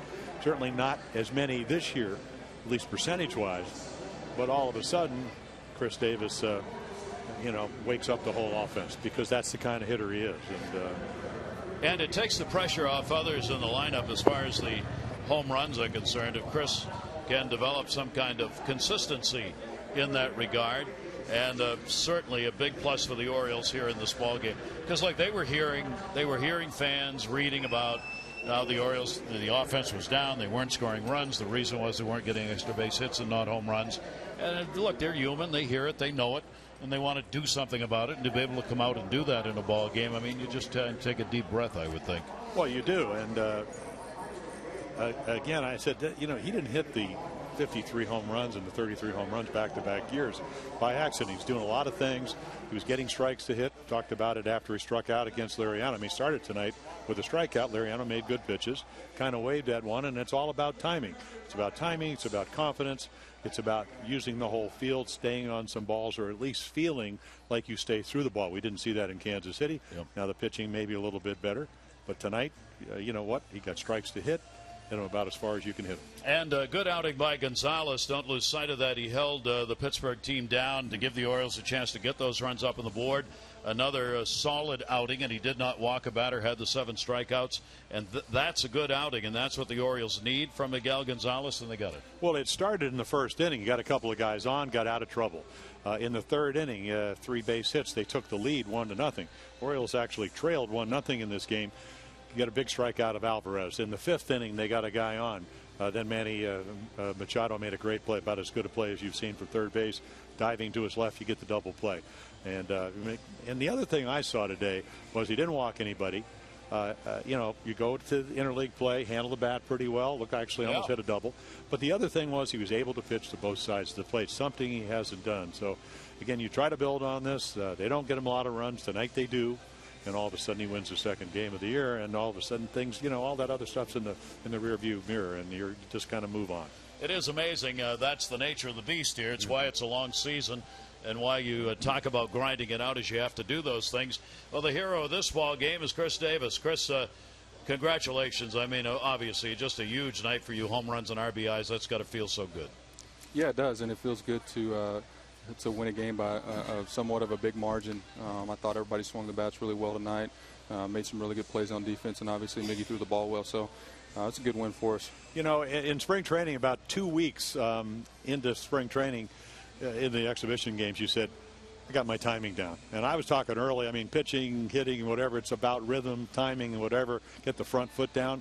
Obviously, you must have felt much more comfortable tonight. Yeah, I did. After my first at bat, felt like I was just trying to hit everything he was throwing up there. I just tried to settle down and look for one pitch and slow everything down, and I was able to do it. It was just one of those games where I was kind of in a groove tonight.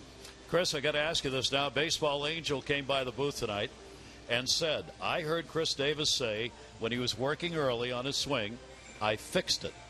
Is that true? What'd you fix? Yeah, it is. I got out here early today to hit on the field and just kind of work on some things, and I just felt like my body was a little bit disconnected. I felt like my hands were all over the place, really out in front, and my lower half wasn't really working. So I got a little synced up in early BP, and it just kind of clicked for me. Well, again, I mean, obviously such an important part of this offense. I can't even imagine. I mean, I hit 4 home runs in Little League, but never in the big leagues. Some kind of night. Yeah, I'll take it any night. Chris, congratulations on a great night. May it continue for you. Thanks for taking time to be with us. Thanks, guys. All right, Chris Davis with the big 3-homer ball game, equaling career high, and the same thing in RBIs. And it talks about how much he cares. I mean, as do all the players. But coming out early and getting things taken care of, you got to do that. Well, they move on, and you mentioned early about how the kind of really the first 45 days of this season. One of the late there were 2 late acquisitions. Jimenez, he's pitched very well in the month of May after struggling in April, but Nelson Cruz. So all of a sudden, Nelson doesn't have to carry the bags by himself anymore because he's got Chris back, Adam Jones, having a great road trip. So all of a sudden, we're seeing the Orioles that we saw last year. They averaged 4.6 runs a game. With Cruz in this lineup, they might even have a more potent offense, and we saw that tonight here in Pittsburgh. That's going to do it. It'll be a short 2-game stand. The Orioles will try and take both ends of it when they play again tomorrow night to wrap up the set. Chris Tillman will be on the mound against Wandy Rodriguez. Our coverage 6:30 on Masson 2 with those extra, presented by Dodge, followed by game action at 7. This has been a Masson presentation. Happy recap indeed. Tom and Rico's extra, presented by PNC, is coming up right now. The Orioles won it by a score of 9-2 over the Pirates. For Jim Palmer and all of our crew here in Pittsburgh, I'm Gary Thorne. Thanks, everybody. Adieu, adieu.